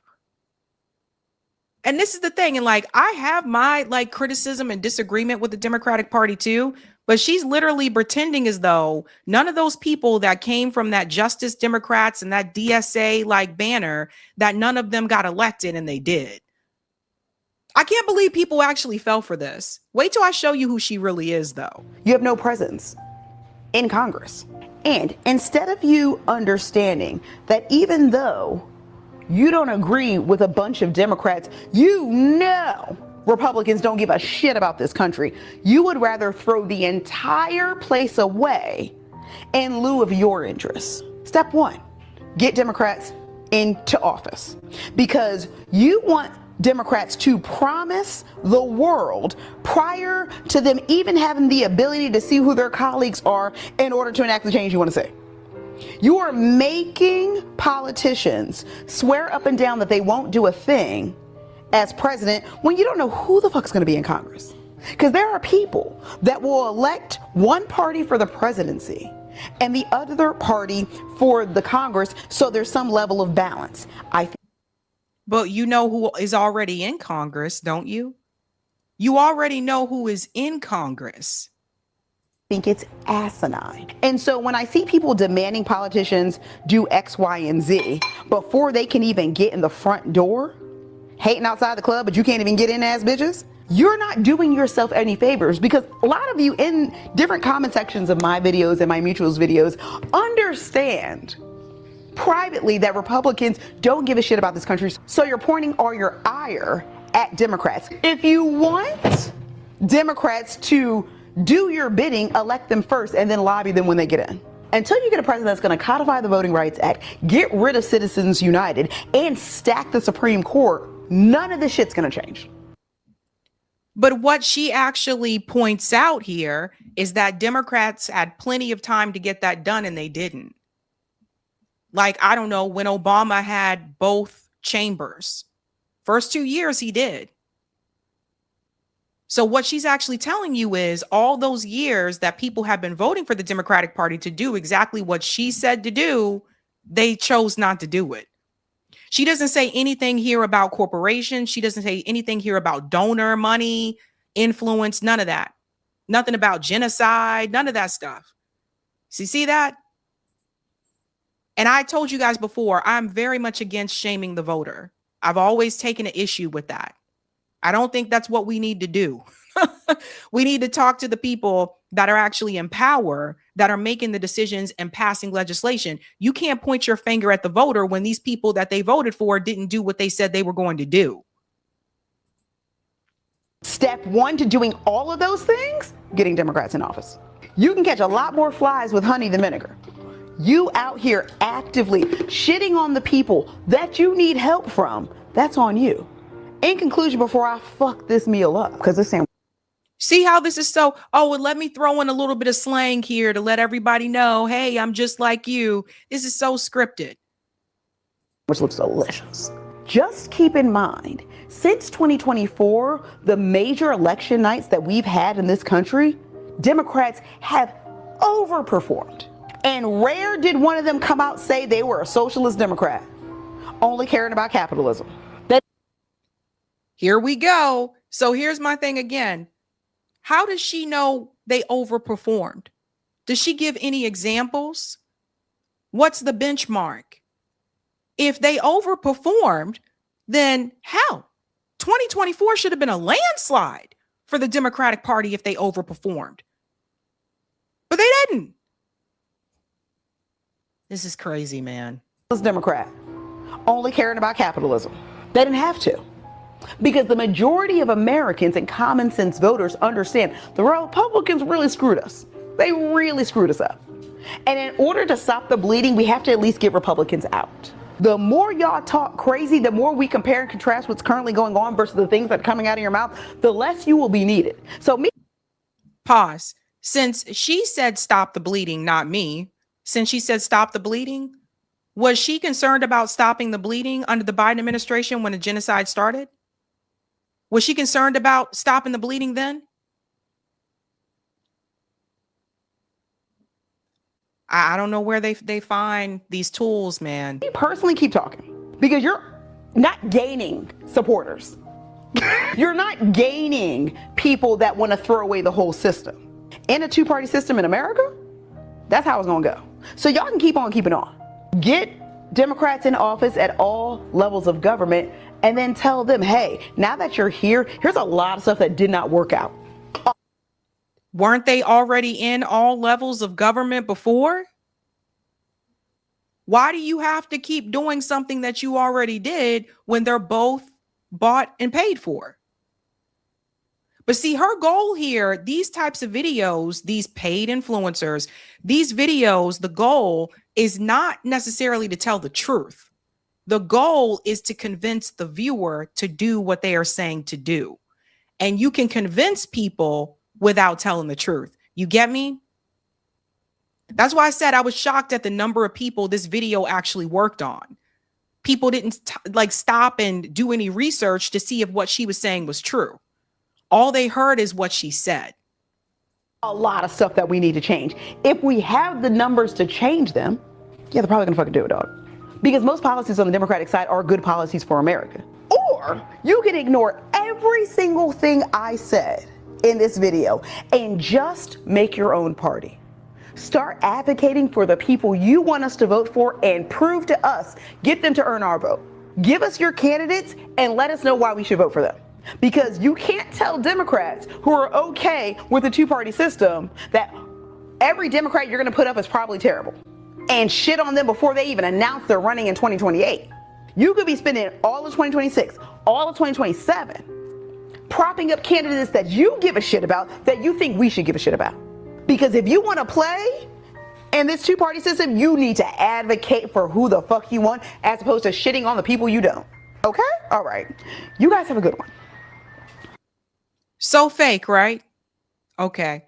So when people advocated for the people that they wanted, and we'll have to go back to the Bernie days, when Bernie was selling out arenas, getting thousands and thousands of people to come and see him. And I saw this in person. I'm not just talking about what was on TV. I saw it in person.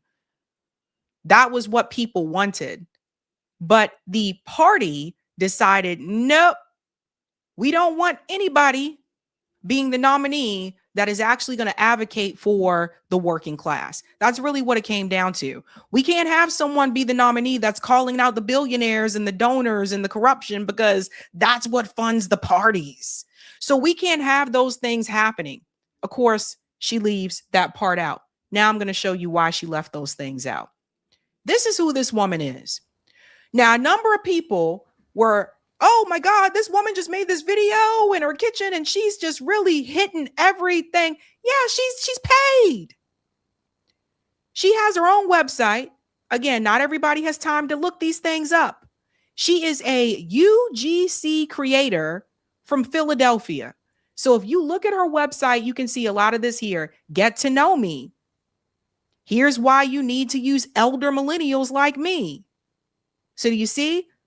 I'm a millennial wife and a mother with Gen Z energy and drive. I'm a UGC content creator that wants to highlight each brand with original videos and curated images to help drive traffic to your business and increase sales. This is her job, driving traffic to whatever your business is. So the Democratic Party and the Republican Party, they have different organizations that operate on behalf of those parties, that reach out to influencers, that ask them to do these videos, create this content for them to drive traffic to their party. She doesn't just talk about politics, but that is what her job is right here. Bam. Okay. So if we scroll down, here's the proof. Past collaborations. I done seen this woman everywhere. Mighty Paw, Nutra Harmony, Empower, Rise. She makes videos for all these different companies. That's what she's paid to do. It doesn't even mean she necessarily uses these brands that she promotes. Now, some influencers do, but some of them don't. Some of them don't. They're just, can you do this for us and help our business? She has reviews here. You know, and it just, and again, I'm not trying to knock anybody's like business. Like, if this is what she does, this is what she want to do, fine. But what I don't approve of, see, she also selling cream. Like, you know, it just, what I have a problem with is when people try to pretend like it's authentic grassroots and it's not. She was basically reading a script, and that's what she was paid to do. She over here talking about, you know, razors. And then the video will go viral. And let me say something. The videos like that will go viral on like TikTok or Instagram if you're doing these videos for these companies that back the Democratic Party or the Republican Party, and there's different ones. They are working in such a way with the marketing system, with IG and with TikTok, to make those videos go viral. They can pay to make those things go viral. You get me? That's not grassroots. I mean, it even goes on and shows you here. I'm trying to get down here to the part where she shows her fee. And you guys know how TikTok is. A lot of the times the people that have the sponsors and stuff like those do generate more.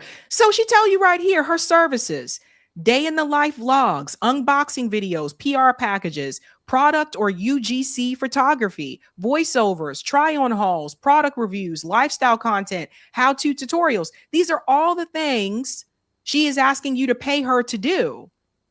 And then here's her rates right here. Here we go. Organic UGC photos. So for 5 product photos, she charges $200. I'm gonna make this bigger for you guys so you can see it. Sorry. Okay, there we go. For 5 product photos, she charges $200. For 5 UGC photos, $300. For one video, between $250 to $275.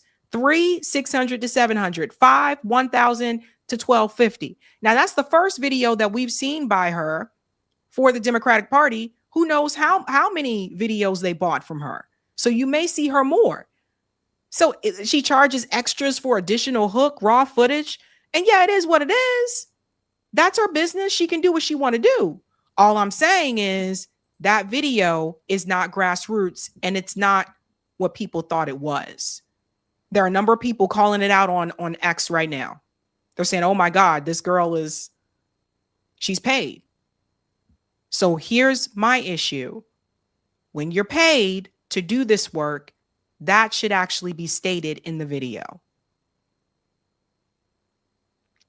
If that's your hustle, that should be stated in the video, so that people know that you are a paid creator for such and such agency, which is for the Democratic Party.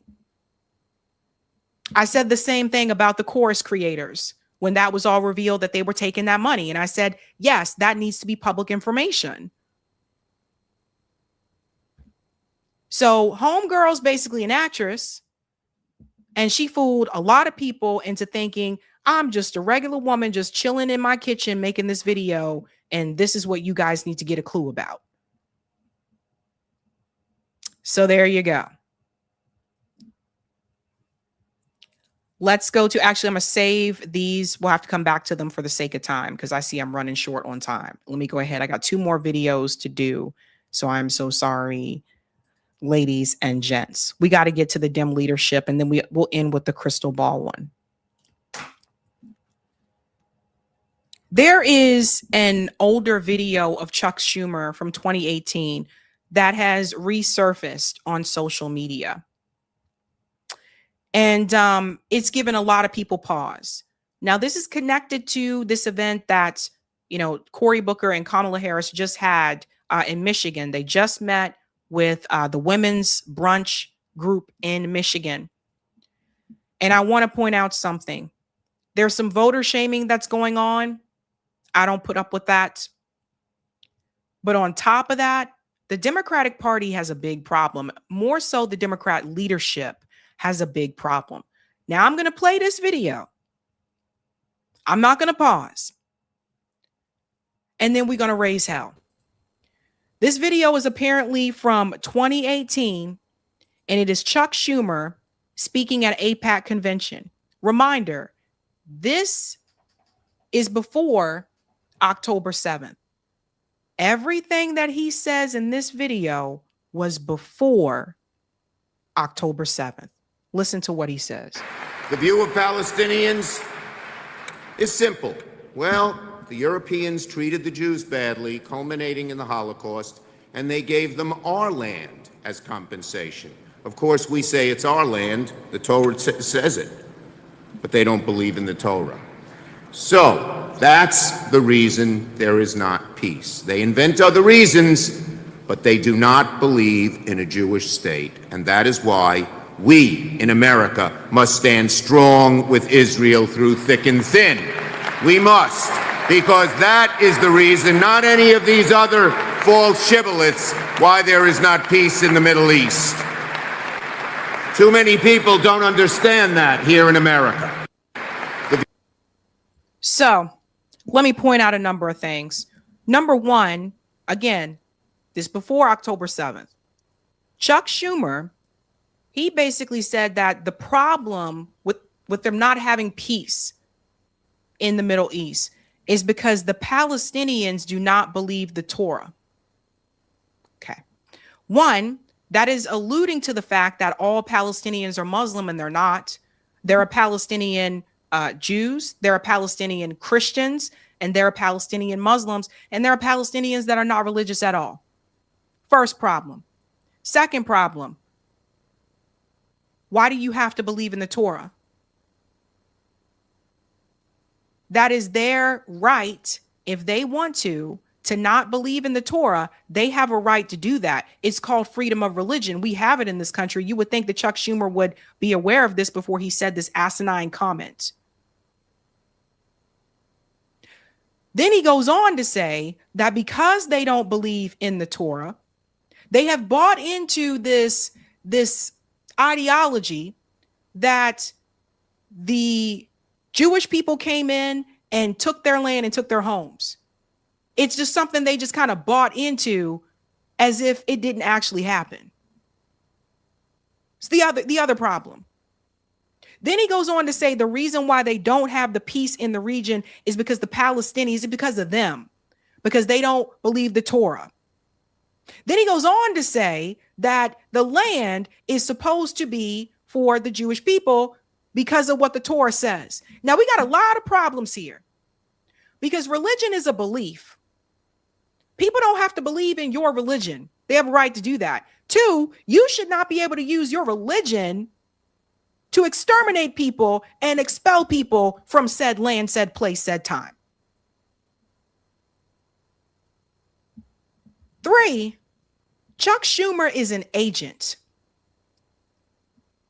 Chuck Schumer is an agent for Israel masquerading as someone who cares about social issues, and that's why he's a Democrat and all this kind of stuff. Because you can't sit up here and say that you care about social issues if that's how you feel about the Palestinian people. You get me? You don't care about social issues. You don't care about civil rights. You're full of shit. This man has been masquerading around inside the Democratic Party for years, and he's an agent.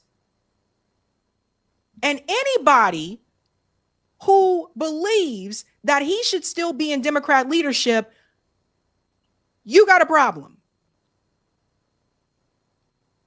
Everybody right now should be calling on Chuck Schumer to resign. He will always vote to support Israel. He voted for the weapons to continue to go to Israel. He's an agent.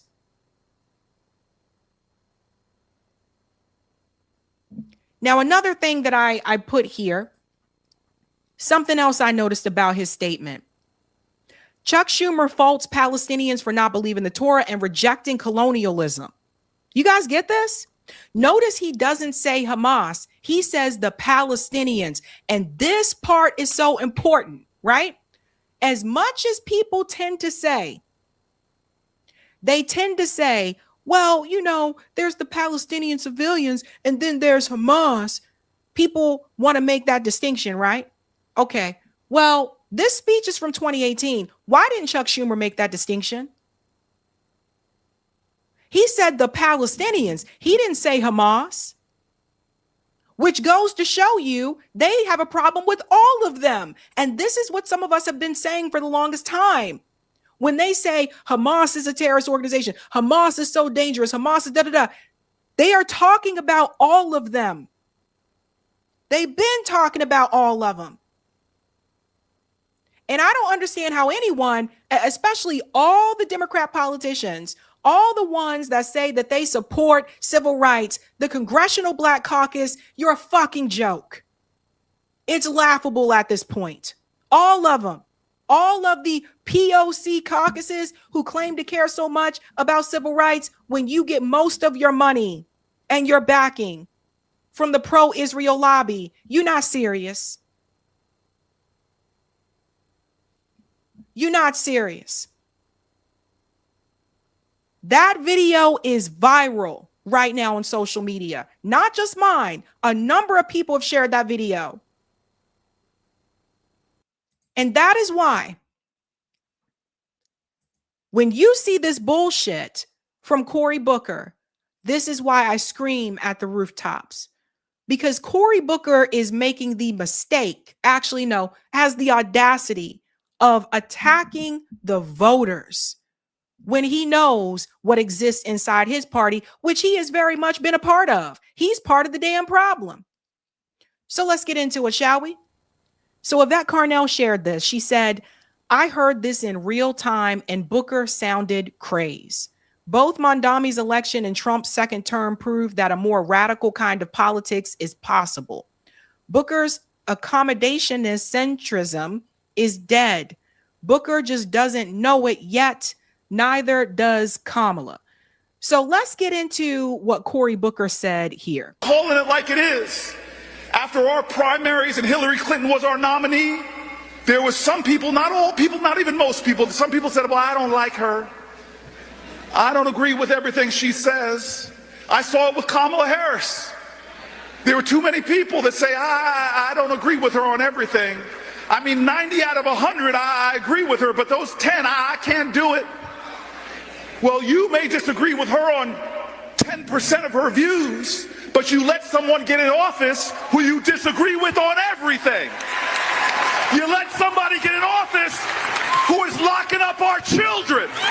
You let somebody in office who's taking away our health care. You let somebody in office who's taking away workers' rights. You let somebody in office who got rid of the Department of Education. Calling it like it is. So let's just chime in here for a second, okay? Because I'm not a damn fool. Cory Booker is basically doing a soft run for a president. He just got married too, so the shoe fits. It'll be his second time running for president. That reminded me of an Obama speech, especially the way he pointed towards the end. That reminds me of the speeches Obama used to make. First of all, who is Cory Booker talking to? The people at this event in Michigan at the Women's Caucus, these people voted for Kamala Harris. Why are you preaching to the choir? Why are you preaching to people that actually supported Kamala? Who the fuck is Cory talking to? So when you see these videos go around on social media and everybody stands up in the room and they clap, these are people who already supported her. These aren't the people that stayed home. Everybody get that? I don't want you to see this and think that Cory's winning people over. Cory Booker ain't shit. He sat up there for years and took all that money for Israel. He became buddies, like besties, with Rabbi Shmuley, even though Rabbi Shmuley said all this racist stuff on Piers Morgan's show, and he still sat there and rubbed elbows with them. Benjamin Netanyahu, bombing, killing kids, calling Palestinians Amalek and all this stuff, saying that they're savages. And Cory Booker just recently still went to shake his damn hand. But he yelling at the voters. What happened in Michigan? Wasn't there a movement that started in Michigan that was called the Uncommitted Movement? Didn't it start right there in Michigan? Wasn't that started by Rashida Tlaib's sister?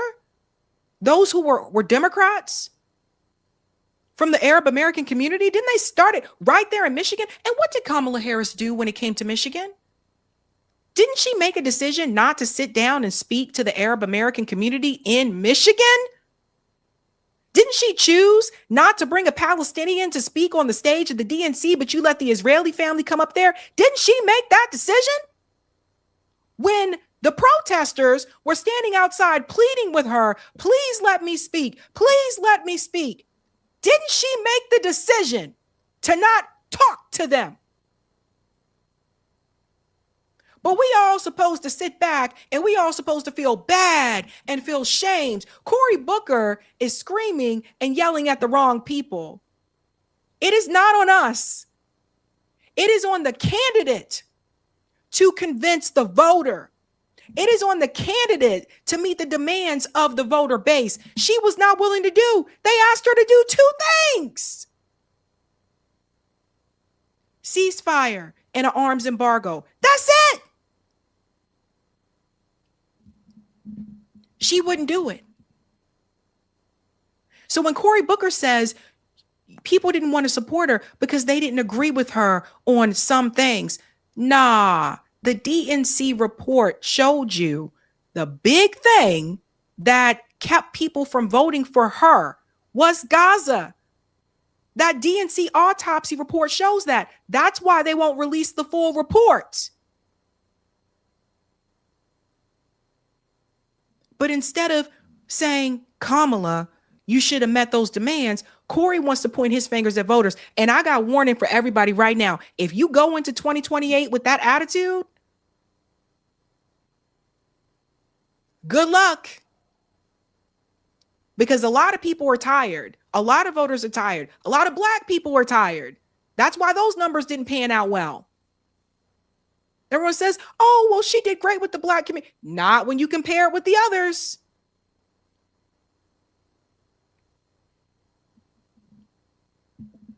So to pretend as though it was just one little thing when it was actually over a genocide, how disgraceful can Cory Booker actually be?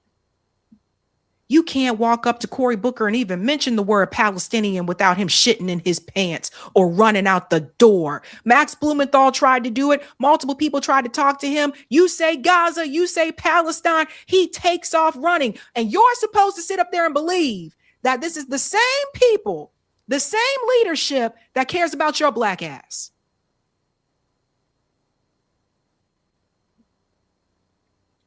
Both parties have a problem with this issue. And I told myself I would not shame the voters. But speaking of that, I mean, if we really want to go there, Cory, let's all remember Cory Booker did not endorse Zohran Mamdani. The guy who's standing up on the podium now and is speaking so big and loud and proud. The same guy who said, oh, you couldn't vote for her because you disagreed with her on a few things. You didn't even want to endorse Zohran Mamdani. How many things did you disagree with him on? I would say that is because your donors told you not to. So you still bought and paid. So get the fuck out of here. I don't care that you now announcing, well, okay, I'm not going to take any more corporate PAC money. You took it all that damn time. During the genocide, you didn't want to say the right thing. You didn't want to do the right thing. So as far as I'm concerned, Cory Booker can go sit the fuck down. Cory APAC Hooker 2028 is dead on arrival.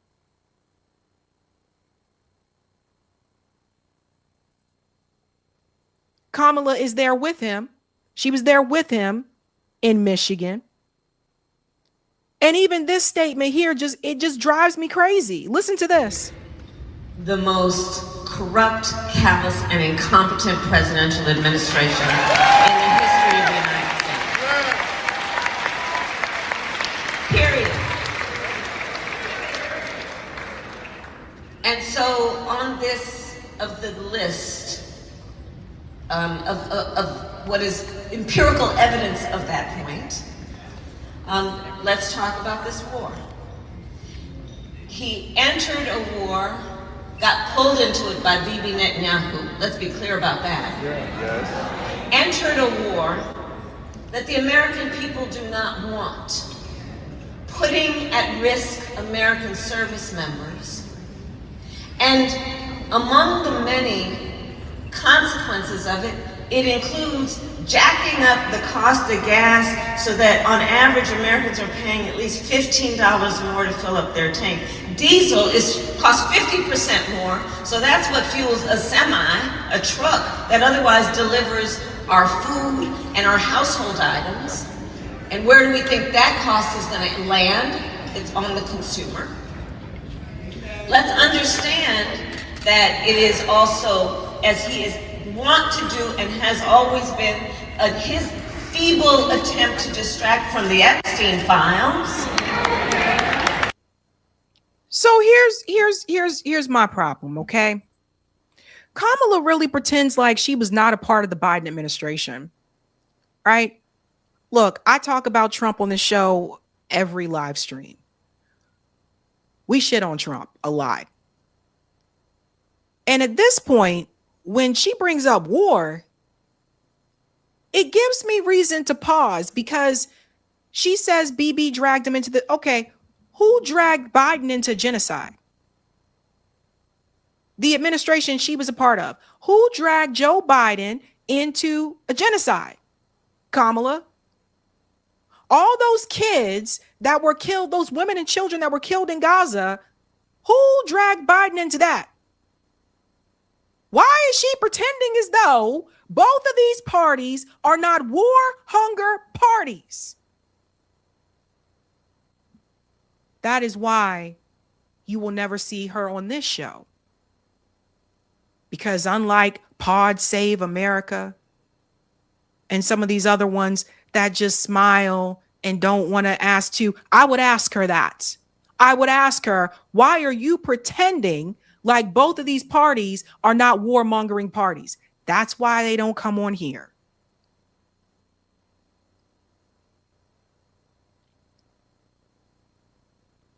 But she pretends. And again, if she wasn't part of the Biden administration, we could be having a different conversation right now. But she acts like she wasn't there.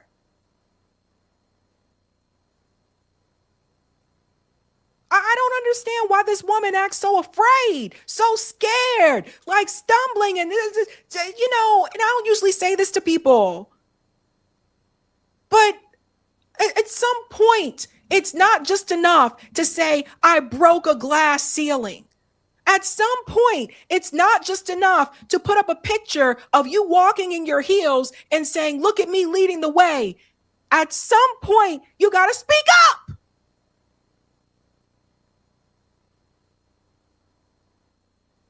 At some point, you can't sit up here and hide and cower behind the man in front of you who was Joe Biden and just nod along. At some point, you have to speak the fuck up. And that's more important to me than whether or not the candidate is a woman or a person of color or da-da-da. If you can't speak up when it really, truly fucking matters, like during the genocide, I don't want to hear what you got to say, period.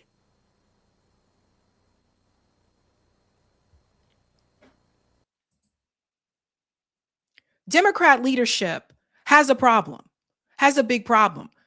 And if the leadership stays the same, these things are not going to change. Yeah, you can get a couple people in here and there, but not the leadership. They're the ones that decide what's being brought to the floor and what's not going to be voted on. And that really does matter. And I want to show you this part here.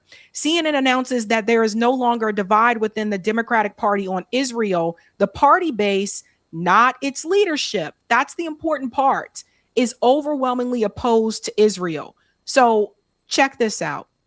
Ahead, at least according to the cash prediction markets, but below 50%. And I'll say it really closing over the last month as this Iran war has worn on. As we said, this is a Democratic primary. How might this be emblematic of Democratic positions on Israel writ large? Okay, so you see al-Sayed going up, and there's all this discussion. Oh, there's this divide on Israel within the Democratic Party. I'd make the argument there was a divide 4 years ago. I'm not quite sure there's a divide anymore, because just take a look here. Okay, Democrats' net favorability of Israel. Not liberal, those who are moderate conservative versus those who are liberal. You go back to 2022, those who are not liberal, slightly more likely to hold a net favorable view of Israel than not. Liberals were against Israel by that point, minus 26 points. Come over to this side of the screen. That divide is simply put gone. There is no divide within the Democratic Party when it comes to views towards Israel. The net favorable rating amongst those who are moderate conservative, not liberal. Look at this, minus 55 points. That's a shift of 58 points in just 4 years' time. Those who are liberal, it's nearly a 50-point shift, minus 74 points. But now moderates and conservatives, as well as liberals, those within the Democratic electorate, are united on their views towards Israel. It is unfavorable at this point. And that means that Chuck Schumer is no longer where the rest of the party is. This is important for people to understand. Like I said, these people are agents. Cory, you Johnny come lately, so you get the fuck out of here too. Cory Booker, Chuck Schumer, Hakeem Jeffries, these people are agents of Israel. That's their number one priority. These people got to go. They should have been gone a long time ago. It's time for them to hit the road, Jack. Nothing, and I'm dead serious about this, guys. Nothing is going to change in that party as long as agents are in charge. Point blank. Let's go to the next part, Eric. And we'll go ahead and get into the next story. All right. We've been talking about whether or not it's time for people to hit the road, Jack. Well, Crystal Ball basically just really took down AOC in this recent video. And that is because AOC is doing this song and dance that she likes to do, which is where she doesn't want to endorse a progressive candidate. She usually does this at the last, right before the election. But this person in particular is not just any average candidate. We're talking about Sakat Chakrabarti. This is someone who worked on AOC's campaign. This is also someone who was a part of Justice Democrats. He's one of the founders of Justice Democrats. A lot of people see, and I'll show you here as well. A lot of times, like when people think of Justice Democrats, they think of Cenk Uygur and Kyle Kulinski. But when you look at the founders from 2017, it was also Sakat Chakrabarti, Zach Exley, Kyle, and Cenk. So it was 4 people who founded Justice Democrats. So Sakat is running for office. He's running, I believe it's for Nancy Pelosi's seat, and she's out of there now. So AOC was questioned, whether or not she would endorse him. So listen here. Shoykot, obviously your chief of staff, former chief of staff, is running in San Francisco. That primary is in June. Obviously, you're not going to have a reporter tell you to endorse, but like, is that something are you at least monitoring the race, looking at it? I mean, what's your stance on Shoykot? Because you have a close relationship. I think for me overall, it's more about, I'm trying to think about the role that I am trying to play more broadly in these things. We've got 435 seats in Congress, right? And there is this kind of moment where it's like and not just with this race, but with any race, once you go in, then it's like, what about this? What about this? What about this one? And I'm one person with, a pretty amazing crack, but also lean team. And so we're thinking about kind of like how much of myself I'm pouring into this and how much of myself we want to make sure that we're, pouring into the task at hand, like, what we've got going on here. So that is a horrible reasoning there. You're not pouring yourself into something by just saying, I'm giving this person an endorsement. And again, it's not like this isn't someone that she does not know. It's not like this isn't someone who was one of the founders of Justice Democrats, which she came from. So that to me tells me there's something else there. There's obviously something maybe behind the scenes. Maybe there was some energy there between the two that maybe she's upset about something that happened. I don't know. But she will probably endorse him close to the election. But if she doesn't, this is it's not a good look. But I think that what I will say is that I think that the primary environment that we're seeing is really great. I think that progressives have already notched some really impressive victories this early into the primary season. And we've got another, 6 or 7 months of it to go. And I'm looking forward to having a lot of new colleagues here in November that we can, it's been a lonely, really lonely road for the first 8 years. And I'm really hoping that it'll be a little less lonely in November. My boss has a book about that. Yeah. So it's been a lonely road because, after they got in, with the exception of like Ilhan Omar, it seems like after they got in, they decided to disconnect from independent media. AOC is a big one for that, which Crystal Ball will get into in just a second. I didn't even know about AOC's campaign until I was watching independent media. I knew that AOC was running for office because shows like The Hill Rising, at that time, it was Crystal and Sagar were still the host on that show. Kyle was talking about AOC, TYT, Jimmy Dore interviewed her, Glenn Greenwald interviewed her. That's how I even found out who she was. So it wasn't corporate media that was giving her a microphone. It was independent media that gave her a microphone. And she was a Justice Democrat. She ran under that umbrella, that first wave of Justice Democrats. She was a part of that. And there were Green Party, and this is why some Greens didn't like what she did when she tried to trash the Green Party. There were Green Party members in New York that also helped AOC get elected. There were Green Party members that went and canvassed for her to help her get into Congress.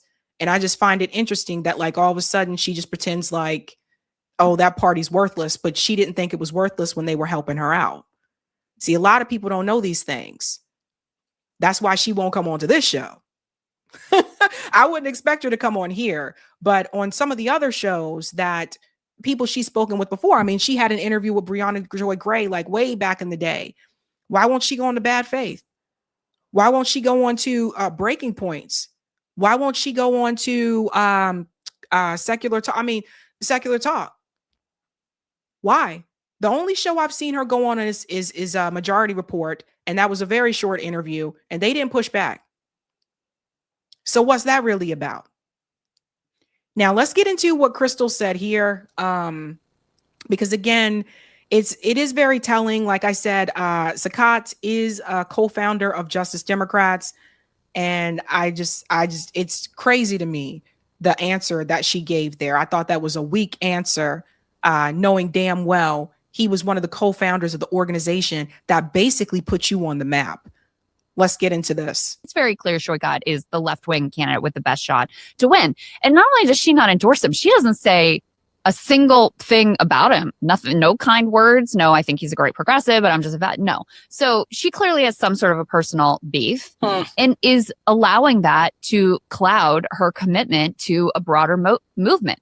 So she says in that, like, I'm trying to figure out what kind of role I'm going to play. It's like, lady, I thought you were trying to play the role of a progressive leader.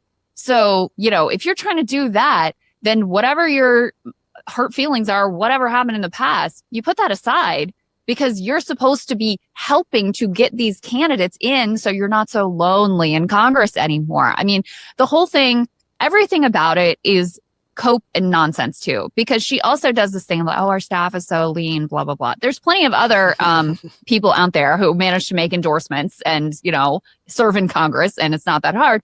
And you yourself have made other endorsements. So it's not like you're waiting to rip the Band-Aid off, you know? So I don't know. I just look at this and it's not honest, number one. No. It's not direct. None of it makes sense. This does not appear to me someone who is comfortable or truly desires to be in a leadership role.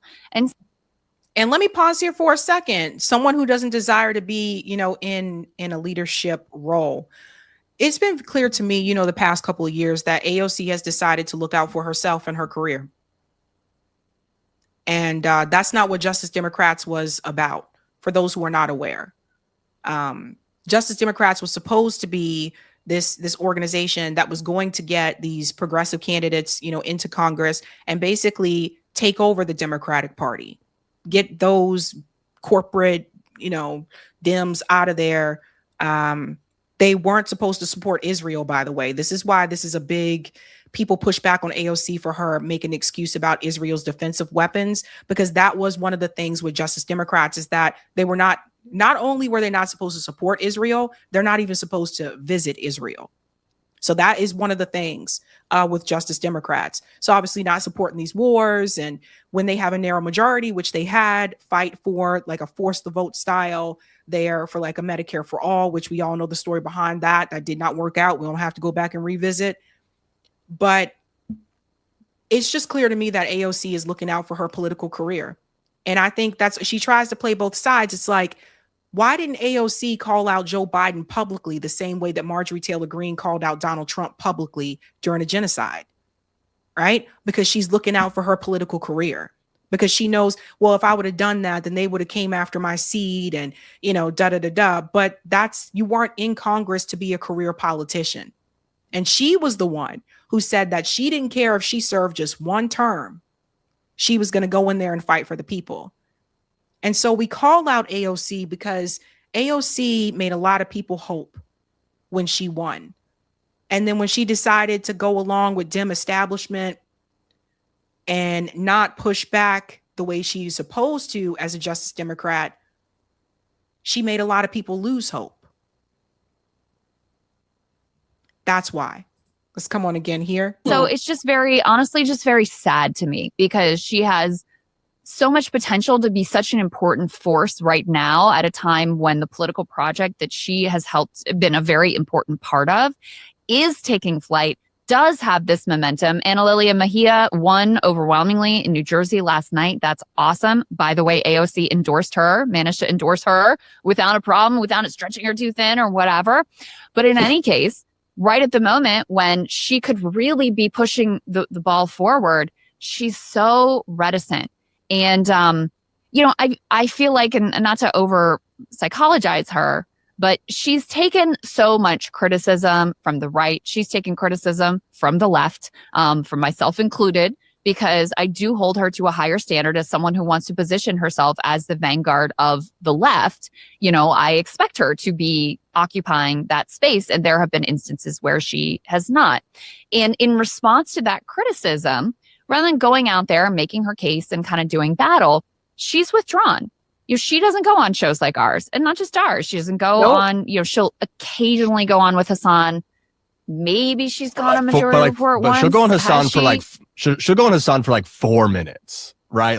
These aren't even long sit downs, and that is 4 hours. That is kind of the interesting thing about, I guess, AOC's theory of media, which is to do Instagram videos, to have complete control, right? Do your stories, do your Instagram lives, and have complete control of your media message. Do a quick snippet to a news camera outside the Capitol or whatever, and sort of have a full control there. We came out of 2024, which was the podcast election, or that's how people refer to it. It was really 4 guys. It was Schultz, Theo Von, Rogan, Tim Dillon. Maybe that. Alexis kind of disappeared a little bit. Now this is Nelk Boys erasure.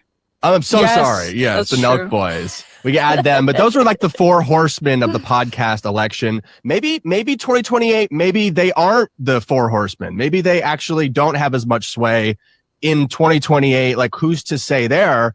But I do think it's clear that can you imagine AOC doing a 2-hour podcast anywhere right now? I do think it's a weakness for her. Yeah. But I guess her theory of the case is maybe she doesn't have to do them. Maybe she. So let me just jump in here for a second. The fact that this woman, that she's not even willing to come onto these shows and talk to them. These are the people who helped her win. But the fact that she's not even willing to do that.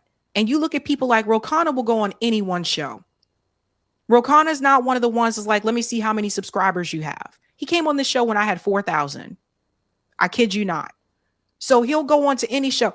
Thomas Massey goes on these different shows. It's just when you look at these things and it's is this a status thing, right? Or is it an accountability issue? I feel like AOC is not going onto those shows is because she doesn't want to be held accountable. Because if she goes on the breaking points, Crystal is probably going to bring up the way that she voted for Israel. She's going to bring up some things. And she doesn't want to deal with that. Do you guys think that's someone who's ready to be president of the United States? Because as president, there's going to be things that you're going to have to deal with that you're not going to want to deal with, but you got to deal with it because you're president. These are just some of the warning signs. And I'm even telling you, she doesn't have to come onto here, but I'm talking about the people who were in the political podcast space during that time that heavily promoted her. Why is she not even going onto their shows? Don't you guys find that to be very strange? So those are things to think about. She doesn't want to be held accountable. Let's go on a little bit more here. I think we'll fast forward a little bit. Here we go. Didn't we already learn that that's not the case with Kamala Harris? Didn't we already find this out? And even if, let's say that general media theory is correct, that she can do her own media and she's a big enough star that people will come to her and see what she has to offer. Number one, I think Zoran's content is vastly more polished and effective than hers. I haven't seen anything she's put out that is hit anywhere close to what his, billionaire tax video or even his halal cart video or any of those. Right. So that's number one. I don't even think that she's doing a particularly good job if that's the theory. But number two, remember when she went to that, what was the Munich security conference and she kind of fell flat on her face. Even people who want to defend her had to admit that it wasn't exactly a polished presentation. And I personally had some issues with the ideological content of the answers as well.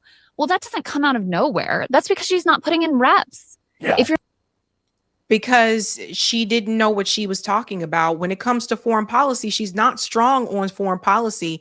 And it was weird to me that they sent her of all people. Let me ask you guys a question. Why are so many people still holding on to what they want AOC to be and what they feel she could be, instead of paying attention to people that are already voting in the way that they wanted AOC to vote? I'll give you an example. Somebody who kind of does like take up this mantle and is voting the way that people want AOC to vote is Summer Lee. But Summer Lee doesn't get anywhere as near the attention that AOC gets. Why is that? I know AOC got in there first and Summer Lee came later, but maybe it's time for people to move on from AOC. Maybe it's time for people to focus on the people who are doing the things that you want them to do, instead of trying to get AOC to do what you want her to do. Because it kind of feels like to me that AOC has been selected. And to me, that's no different than the corporate Democrats. That's no different than the DNC.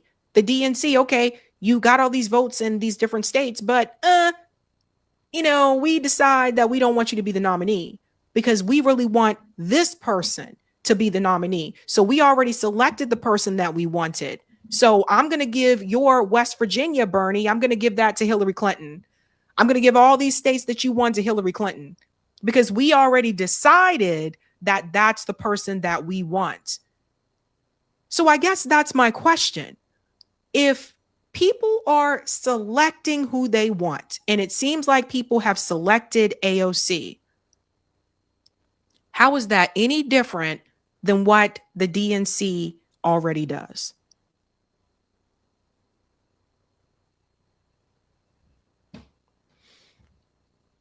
I feel like she just doesn't, like Summer Lee does not get that type of credit, and she's already moved in that way. You're not facing hostile questioning, if you're not having to deal with the questions that people have, you're not going to be good at it. No matter, I don't care how talented you are. It was like Tim Walz. It requires practice. It was like Tim Walz. Like JD was going on all of the shows. JD was getting his reps in, and then you go to the VP, got better. So we're just fast she played it. I think Oligarchy Tour was a mess. As the leader of, and she comes in with all this fanfare and knocks off this Joe Crowley, who, came out of nowhere, and there's all this post 2016 excitement. The reality is the left is very weak, right? No institutional backing, public still very much in love with the Democratic establishment leadership, in love with MSNBC in terms of the Democratic base, etc. And so it was, perhaps it was a savvy calculation. I still don't totally agree, but I can see why the calculation was made. Look, we just don't have the institutional support to do this renegade thing right now. So I need to get what I can from leadership, right? We're in a different moment now. The base of the party's with us. They're not with Nancy Pelosi. They're certainly not with Chuck Schumer. They're certainly not with Hakeem Jeffries. And I want to remind you guys that seat that Sakat is running for, because Nancy Pelosi was still in office when he announced that he was running, and he was running against her. But that's Nancy Pelosi's seat.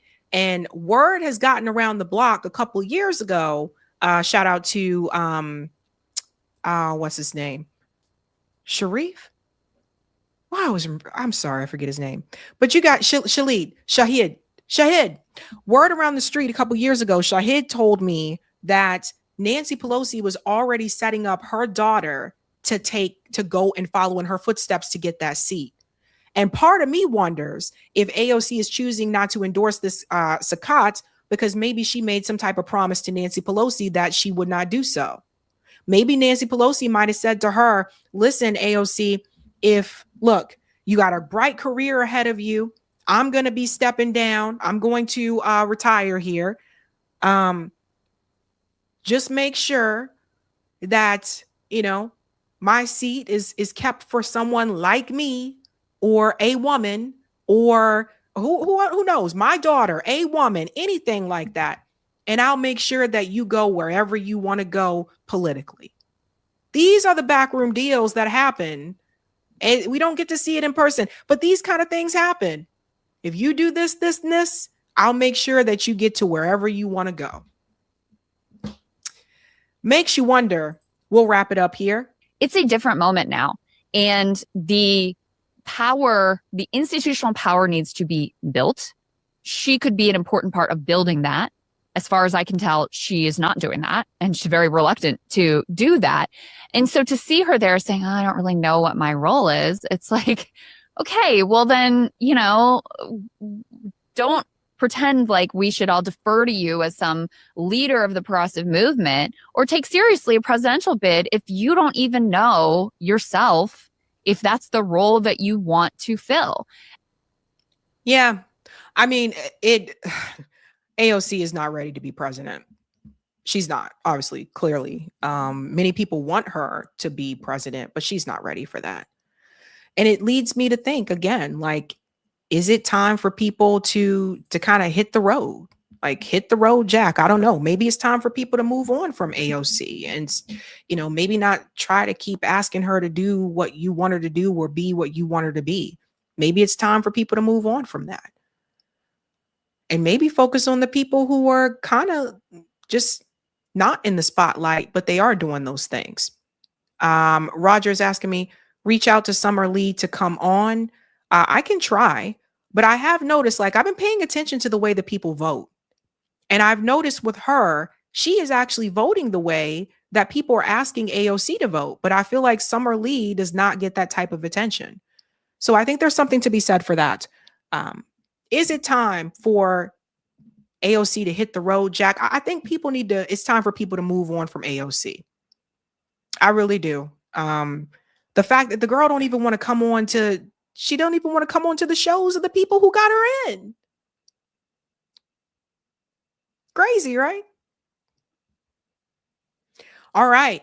All right, guys, quick announcement, and then I'm going to skedoodle. Just a reminder about the pre-Mother's Day brunch and donation. I'll put the link in the chat. I know people are asking me for it again. But just a reminder that if you want to send items, mail items for the pre-Mother's Day brunch, you can mail them to the P.O. box. This is for our Boston Mutual Aid chapter. We're asking for baby diapers, personal hygiene products like body wash, shampoo. If you choose to send any feminine products, we were told to ask for sanitary pads and not tampons. Again, that comes from the homeless shelter. They said don't do the tampons for them. And then the other thing is, again, this is going to be May 9th. We are donating the gift baskets along with, you know, those items there.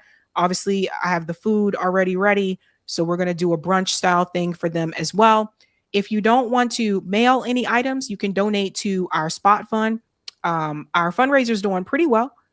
So let me share here. But we always give, you know, I'm trying to give both options because some people don't feel comfortable using like GoFundMe or Spot Fund. I understand that.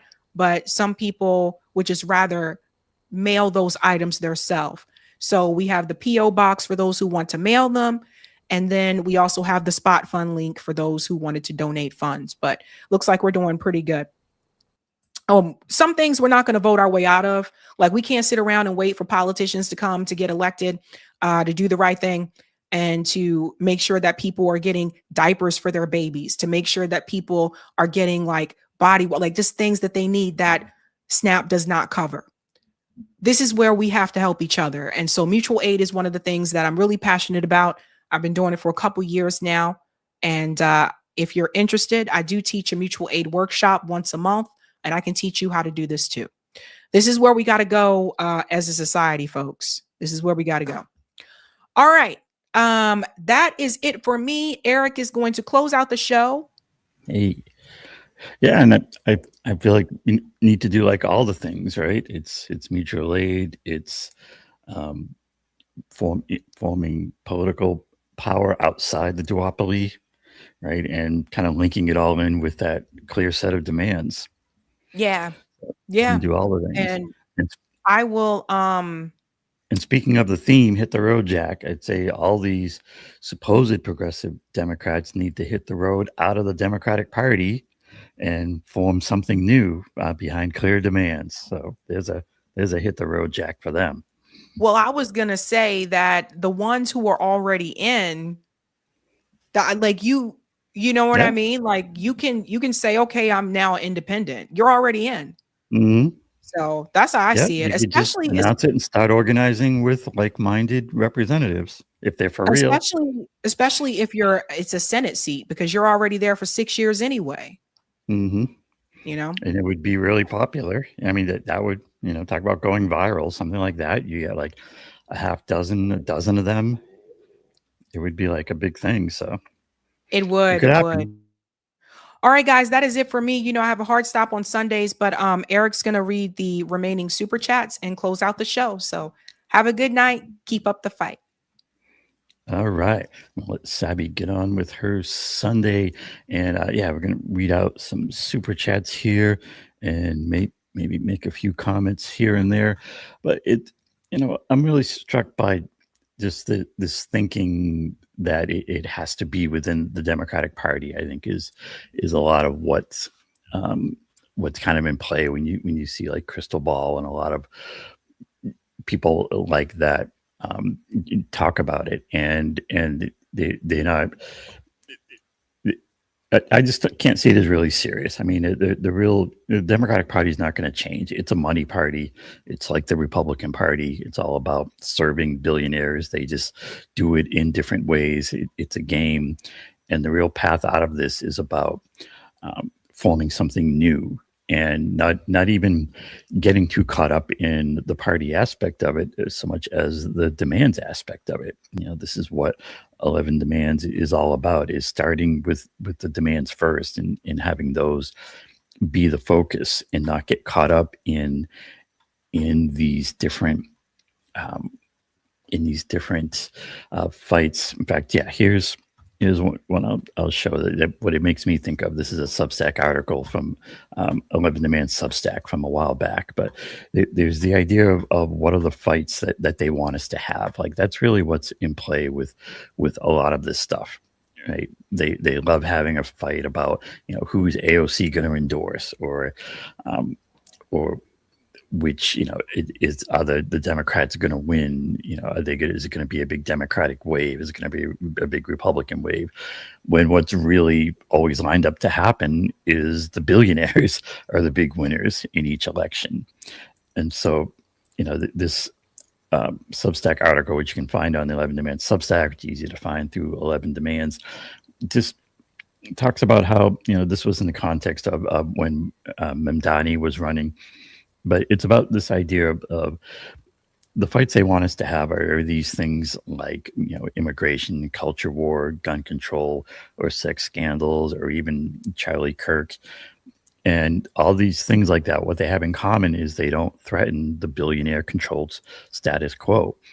As long as Congress is filled with uniparty, Democratic, Republican politicians and ones that like Bernie, who are de facto with the party, it's going to stay corrupt. It's not much is going to change. Now, what would a different kind of politics look like? Well, it's about the demands and the solutions. So that kind of politics would be talking about a lot about government corruption.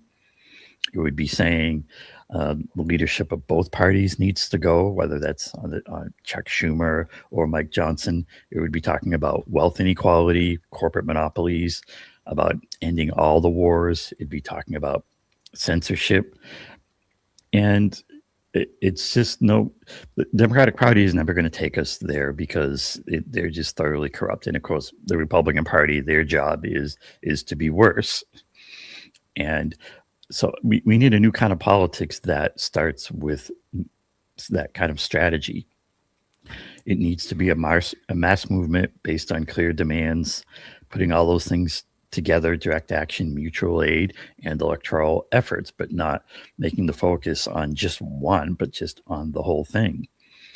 If in terms of the demands, you can see that as the list on 11demands.org.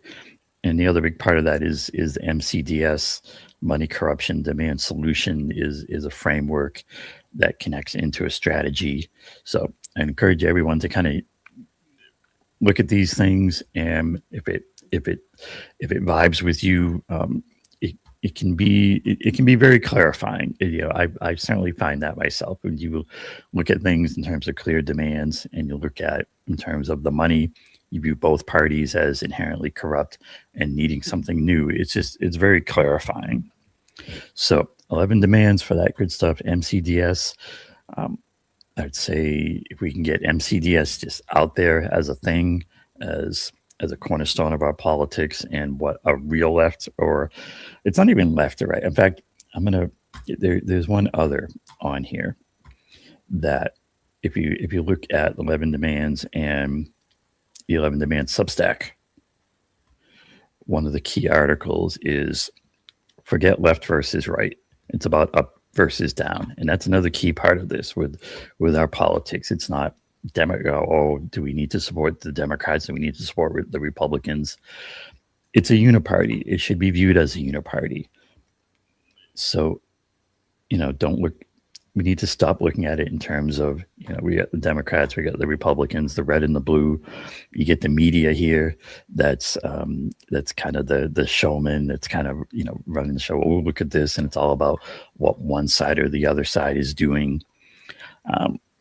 It's not about left to right. The real fight is up, down, as in the top 0.1% versus the rest of us, the 99%. So you can read more about that on 11 Demands Substack. And yeah, do check it out, and let's all try to be thought leaders about this, about what's really going on. Always take it back to those clear demands, always focus on the corruption, and I think we can start getting somewhere. All right. That's 11 demands for tonight. But yeah, you can always check it out there at 11demands.org. We do have a lot of chats built up in our queue from a little earlier in the night. Let's see what we got in there. And thanks for this super sticker, Adele Maurice Pollard. Appreciate that. And thanks for this super chat from Juliet, who asks, why are they letting us see these videos? My sister says they are on TikTok. I'm not exactly sure which videos that's about, but there's a lot happening with narrative management and things that work in the status quo in the corporate oligarchy, as we can call it. But whatever works for the billionaires tends to get pushed and promoted. And what doesn't serve those interests, and what isn't like advertiser friendly, doesn't fit in, gets demoted and gets pushed to the side. It's our job as people, if we're going to be this movement who really gets it, to become just out there about it and have these things out there so much that it can't help but spread and become the word. Thanks for the super chat, Shockwave Truth, who says, Black woman don't cook with Pam from scratch, Sabrina. Interesting.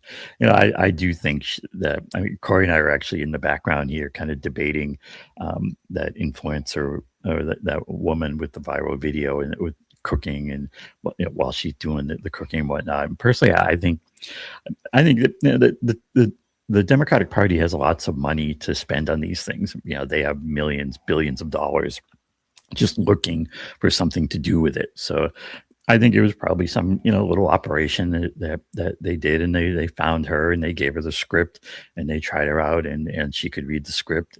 And, so she got a good paycheck out of it, read the script. They got a little video. Once the video hits social media, TikTok, Twitter, wherever, there's also PR companies and different ways and channels that you can boost videos. Putting a chunk of money in goes a long ways. And then, magically, here you got a viral video of a woman in her kitchen talking about how great the Democrats are. But this is how the billionaires roll. This is how the money in the system operates, is just putting a lot of money in, running that narrative, managing that narrative. And they've been winning, but there's also, so much chaos and people are seeing through it.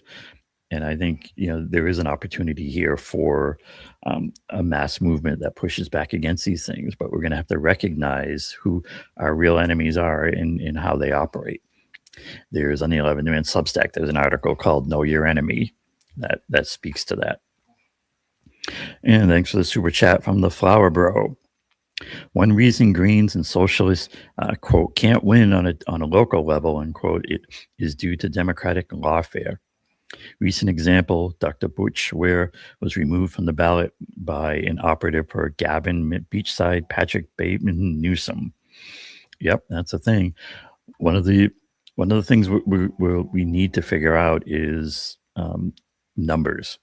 How do we get our numbers in this kind of a demand-based movement to be so large that that they can't be just pushed aside and thwarted? That is probably our biggest challenge, and I think we should be having discussions about that as a key goal, as a key initiative. How do we inspire large numbers of people behind a clear set of demands and focus on that corruption? It's something we all have a role to play and can work on. But that's my answer to a lot of this stuff when it comes up. What do we do? How do we respond and whatnot? We need numbers. So let's work on numbers. Thanks for this one from Sam Bruce Vids. Sabby reached to have the discussion soon before she gets too big due to algorithmic favorism given to those that endorse the duopoly. Not sure who that was towards, but thanks for the super chat. And thanks for this one, Snorky 2K. In Iowa, we used to flip a coin when the caucus was tied. We had to call it for the party preferred candidate. Guess how Hillary beat Bernie in Iowa? Yeah, I mean, the whole party thing and primaries and caucuses just really needs to be separated from the real elections is how I think we should be looking at that. We should have an election day with ranked choice and similar systems with have qualifications and ways that people get in, run the election day, have the and get a result. If the parties want to have primaries and caucuses off before that to the side, and they can put their stamp on a certain candidate and say they endorse them, fine. But it should not be this thing where it's like a whole nother election day, the primary day. That is part of the problem. That is part of why these parties are so powerful, in that they've been allowed to become quasi-government, quasi-official entities just in and of themselves. Thanks for this super chat. John, who says she needs to stop the bleeding. I think talking about AOC. Thanks for this one, Skip. She said incremental change. That's a warning. And I think just being a Democrat or a Republican needs to be a warning. And then Daryl Hen on Super Chat says, I'm sorry, but Shantae made many valid points. All right, Daryl, sure you're watching the right show? But all right, thanks for the Super Chat. And thanks for this one, Michael, who says, this story is why I watch your show, Sabby. It makes me ashamed to run as a Democrat, but I feel I have no choice. She was disrespectful in that video. Well, I would say that you do have a choice. I know that they make it hard. I would say you might as well do a real run as an independent. Try to get something real going, something big going. It's not going to happen as a running as a Democrat. You're either going to have to play ball with them and massage your messaging and your outlook and just make it fit with them, or they're going to push you out. So I would jump out of this corrupt uniparty, start and do something new. You'll get more attention from shows like this and other shows here on the real left. And if we can start getting things together as a movement behind those clear demands with that focus on corruption, then we can get something real going. Thanks for this one. Shout out to Iron Will, who says, and notice they used a black woman, i.e. the backbone of the Democratic Party. Yep. And thanks for this one, Mr. Marlon Wells. The kind of grassroots actress NASA needs. Okay, there you go. And thanks for this one from Oh My Days. Her crap won't be flagged on Allison's TikTok because of the Zionist Dem donors. Yeah, I mean when it's for that system, that corporate oligarchy, then it's boosted, and if it's not, then it's pushed the other way. And thanks for this super sticker. Appreciate that. Appreciate you, Louise Brooks. Thanks for that one. And Cloudness coming in saying FBAs are pulling up to call these sellouts out B1. I hear you, Cloudness, bringing it. Thank you. And thanks for the super chat, Skip, saying Cory Booker is using Baptist preacher style emotional. Yeah, that's of course part of the trick is the style, trying to deliver the talking points, but deliver them in that kind of emotional, performative way is part of the game. And thanks for this one, Marlon Wells. He says they're using the dark puppet trick on us again. I hear you. And shout out to Arwen for the super sticker. Appreciate that. And shout out to Joe Dirt for becoming a new member on the YouTubes as we work our way through our queued up super chats. We had a good amount today. We had a good audience today. We usually see good numbers on Sunday. We had a great guest with Larry Wilkerson, and yeah, good stuff as we move our way through the queue. And shout out to Jimmy Dean for the super chat, saying to Sabrina that you are amazing. Biden gave Israel 2 times 100 million emergency funds and earmarked 20 billion as he exited. And there's not too long ago, there's this 11 Demand Substack article called The Billionaire Pet Project that's about how Israel gets all this money and what Israel really is, and that the reason you have all of these things happening with Israel, and Israel has so much influence, is because of the billionaires. You have a key set of billionaires, and the one we really see front and center is Miriam Adelson, who pushed the Israel project. Without the billionaires, Israel doesn't have influence. It's all very connected. Fixing this mess isn't going to come from just pointing out Israel as a problem and as having too much influence and needing to be dealt with and leaving it at that. When we talk about Israel and the corruption, we need to go connect those dots to the source and the top. And at the top, you have a small set of billionaires who have much too much money and power and influence. They use it to corrupt the government. We need to fix that by cutting those puppet strings and fixing that corruption. That's what 11 Demands is all about. And special shout out for this very generous super chat from Blueser. He says, always on point, Sabs. I appreciate that. And Sabby appreciates that very much, Mr. Blueser. And shout out to Marlon Wells for this super chat. He says, but Israel has the right to defend greater Israel. Yeah, funny how that works out, huh? And thanks for this one, Ms. Sparkles. He says, Sabby, drop the beat for yourself. Kamala never learns. All right. And thanks for this one, Jimmy Dean. Does Israel condemn Ergun, Hannigan, Stern gang? All right. Thanks for that. And we got thanks for the super sticker, Teresa, who says, producer, please drop a beat for Sabby for the Sabby's Heb streams today. Well, Sabrina decides when we drop the beats, and but I will agree that she certainly deserves one.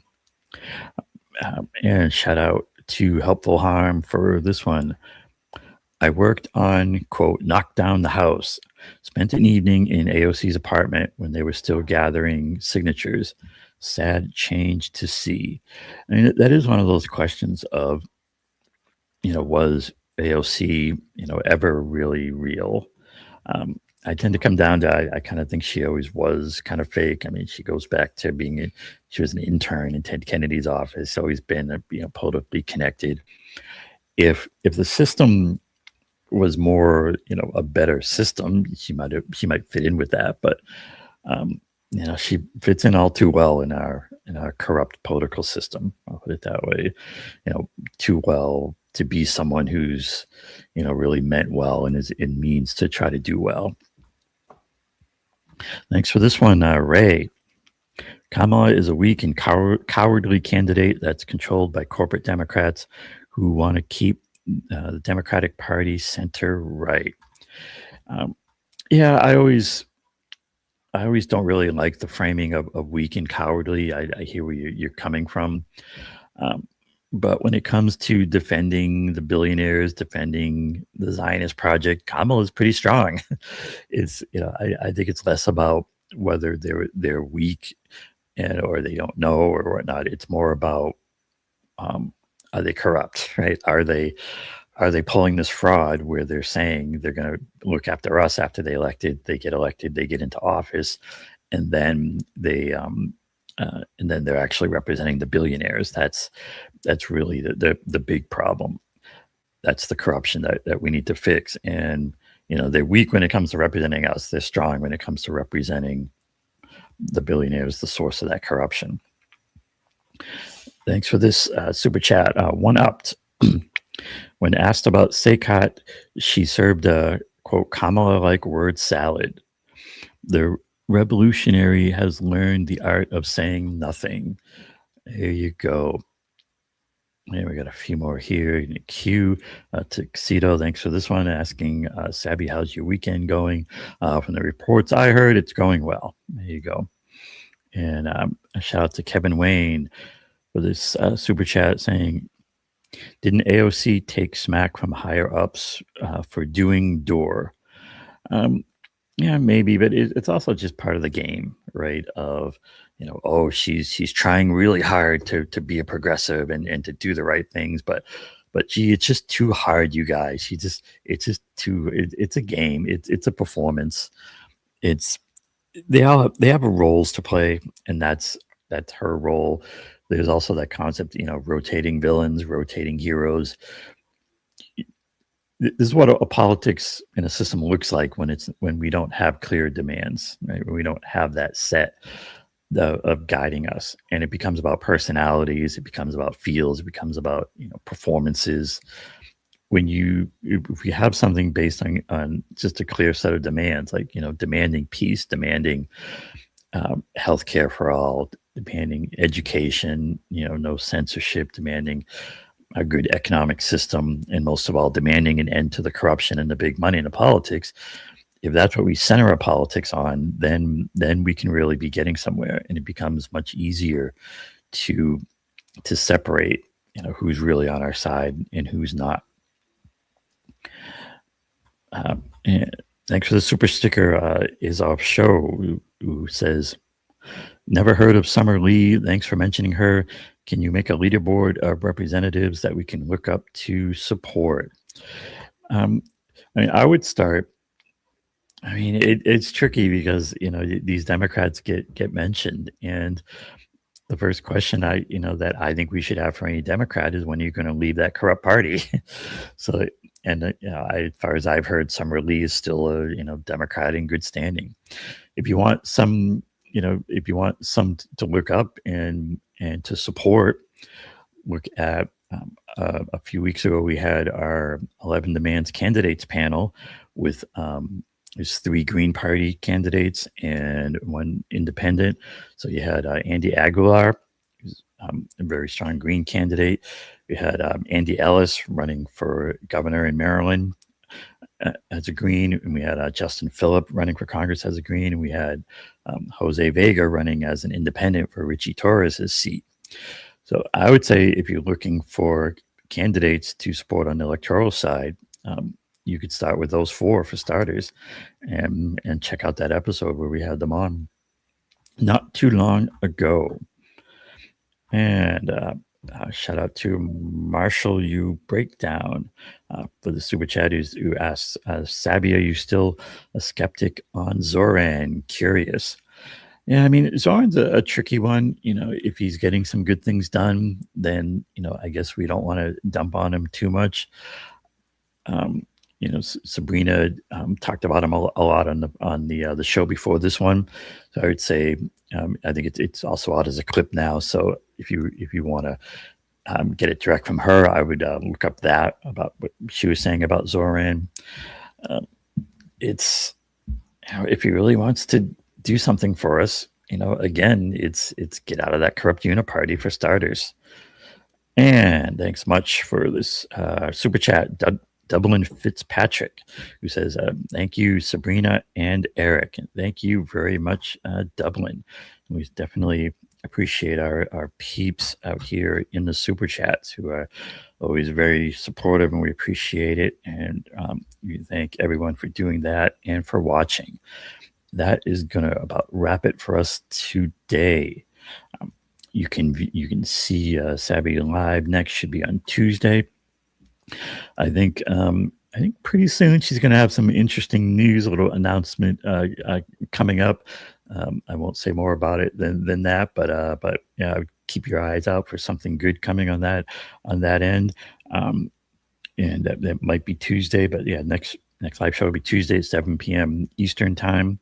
I want to thank everyone for watching. As always, if the things that we talk about on here and in terms of a political, I don't know what you would call it, a framework and ideas, whatnot. Anyways, for that kind of stuff, you know, do check out the old 11demands.org, and let's have more conversations about, you know, how we can get something real going, how we can inspire lots of people.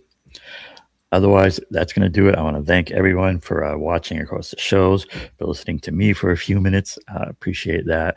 And until next time, I'm going to say keep up the fight and have a good night. And we'll see you next time. Thanks, everyone, and peace.